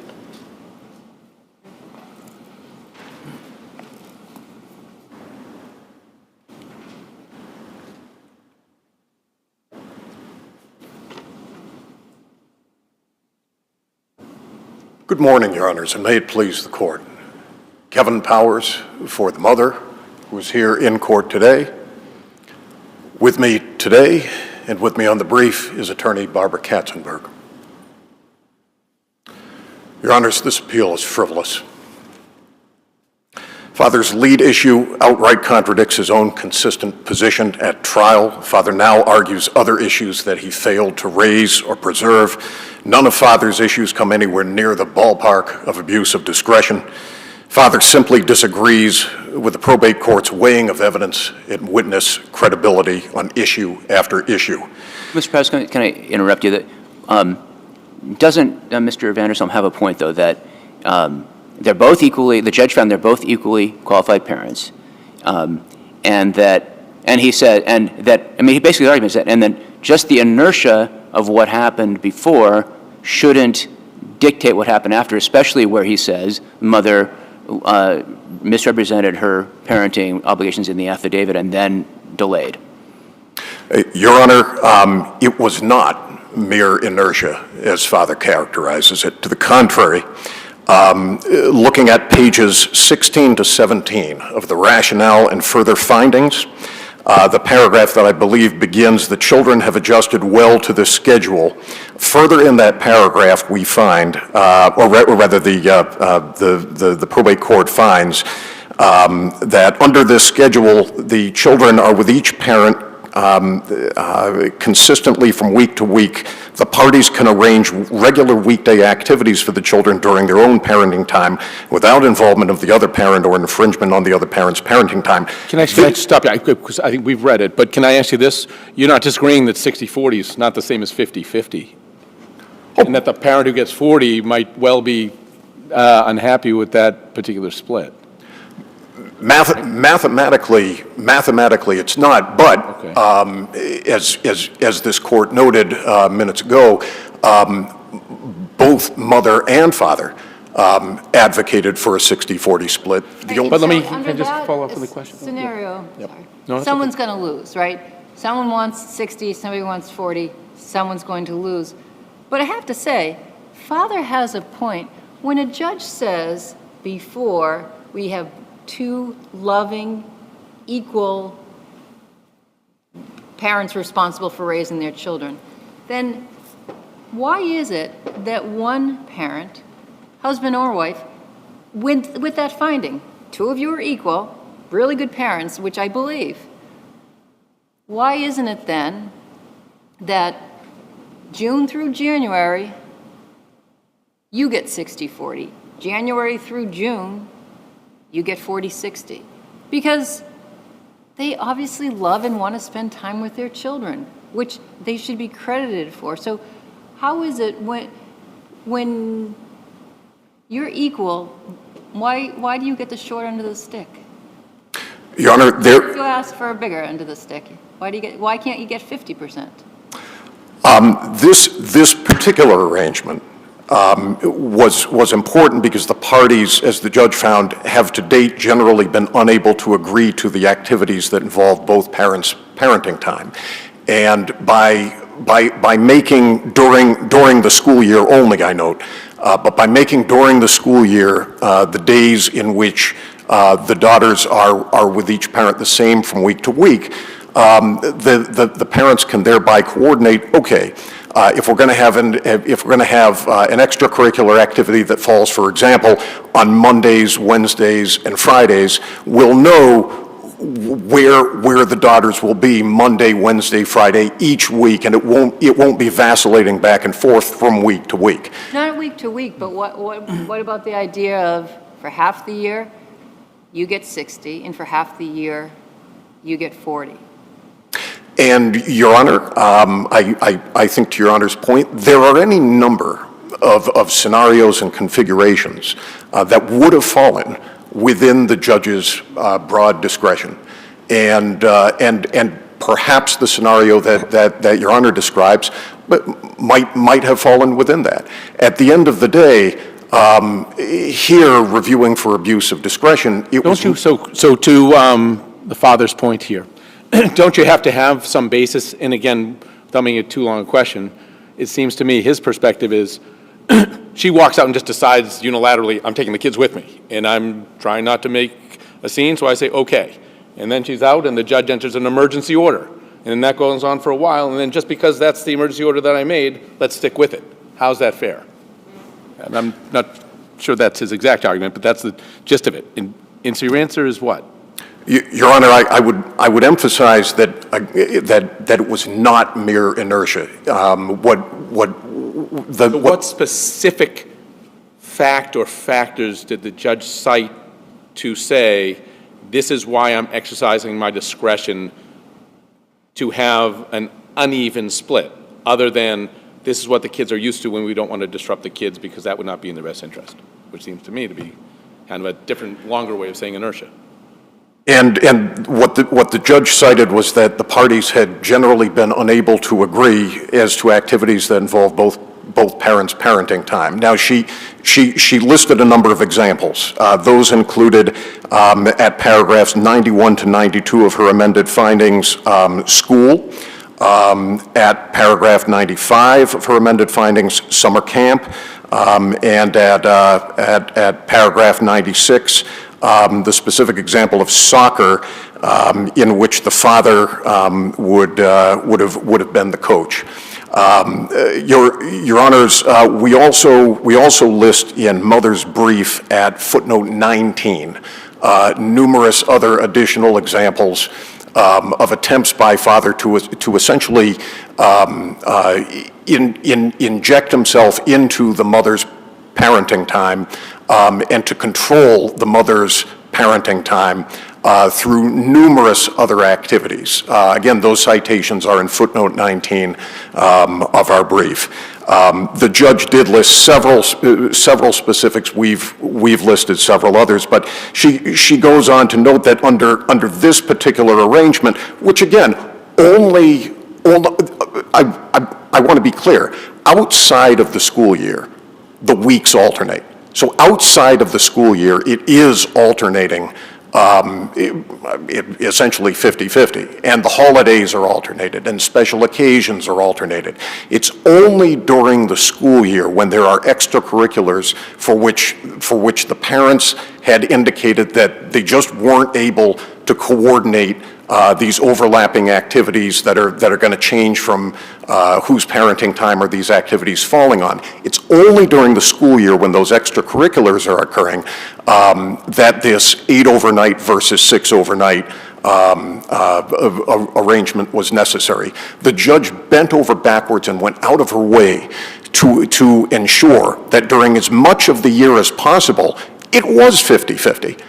And she implemented what was necessary during the school year. Sure, but if both parties are equally responsible for not getting along with one another and agreeing about school, agreeing about after-school activities, why does father get short end of the stick?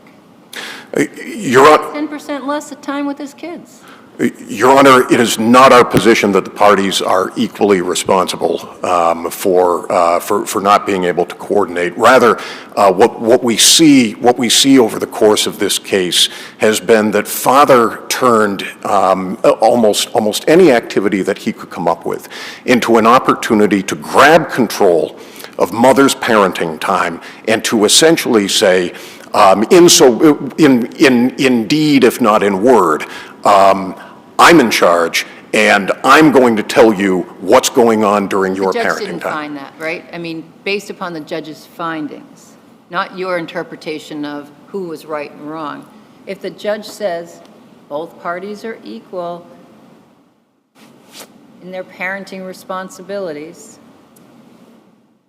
then because the parents themselves couldn't figure it out, I, as a judge, have to figure out what's in the best interest of the children as far as school year to reduce. Is that what the argument is? The kind of amount of conflict that these kids are going to have of whether they are going to soccer or they're not, whether they are getting involved in something or they're not. Your Honor, there certainly are situations, and this seems to have been one of them, where at a certain point the court has to make a decision. I would note, out of an abundance of caution, that the day that falls on the 8 overnight versus 6 overnight parents' side of the ledger, so to speak, is a day when the children will be in school. We're talking here essentially about an overnight, not about a full, for example, as a contrast, we're not talking here about a full weekend day, when the full day would be comprised of... It's not a 4 and 3, it's a 3 and a third, 4 and 2/3, right, or, right, I get it. But they're kids, right? They are, Your Honor.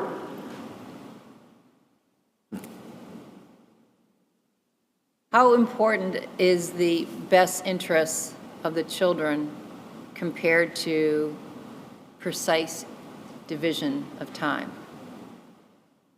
The best interests of the children must predominate and prevail over rigid 50-50 division of time. And I would note, Your Honor, as well, that Father has cited no authorities whatsoever for any presumption in law or in any, even in any clinical materials, that 50-50 chronological equivalence is necessary either as a legal proposition in Massachusetts as a presumption, or for that matter as a matter of the well-being of children. And you know, here, the judge went out of her way, as Your Honor has rightly observed, to praise the skills of both parents, to praise the love and devotion of both parents to their children. The judge took the situation as she found it, and very carefully and very delicately came up with the best way for this family to move forward with parallel parenting that would ensure, for the benefit of the children, for the best interest of the children, as much consistency as possible, notwithstanding the situation between the parents with regard to father trying to position extracurricular activities that would fall on mother's parenting time and so forth. Frankly, Your Honor, the trial judge did an admirable, if not extraordinary job, and has come up with a solution that, again, we're talking here about one overnight a week. During the day, the children will be at school, and it's a weeknight. That's not to relegate that's not to relegate it to the realm, God forbid, of insignificance, but it is to put it in perspective. We're not talking here about a Saturday or a Sunday where mother or father would take the daughters to a park during the day and spend all day swimming or flying a kite or running down trails or... No, I understand what you mean. Can I ask you about the fee award? Is there precedent in the probate court to allow prospective appellate attorney's fees? Yes, there is, Your Honor. Is it because aren't we usually the ones who decide whether you get appellate attorney's fees? Your Honor, I believe that precedent is at Chapter 208, Section 38, and in Nealon, 329 Mass, at page 643, which held that 208 Section 38 covers prospective appellate fees, and in Cox 56 Mass Appeals Court, this court held that Section 38 levels the playing field by allowing both sides access to capable representation, and we see in Cooper that the two central factors today are, number one, an imbalance of power and control, and number two, obstructionist tactics. And say were the most obstructionist tactics? I mean, he says you guys strung out discovery and, what's the word, what was the word? I can't read my own writing, but you get what I'm saying. Stonewalled, sorry. It's you stonewalled, and you say it was, so tell us why you're right and he's wrong on that one. Yes, Your Honor. Your Honor, Again, reasonable request. Go ahead. I'll let you answer the question. Sorry. Go ahead. Your Honor, to clarify what Father said when he was responding to that question, Father did not move to compel for 9 months. If Father was in such a hurry to expedite the discovery process, he could have moved to compel any time prior to when he actually did. Beyond that, Your Honor, I note that this was all occurring at the peak of the COVID pandemic.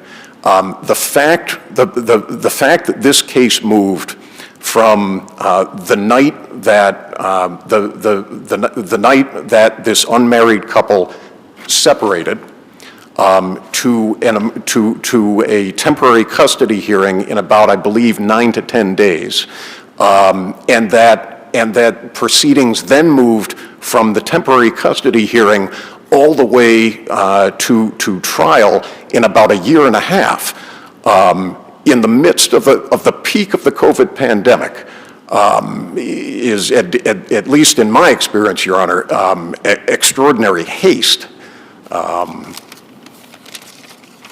Thank you. Okay. Well, I think we'll have to leave it at that. Thank you both for your arguments. The case is submitted, and we'll be in recess for the afternoon. I want to thank the clerk and the court officers, and we'll be adjourned. Thank you, Your Honors.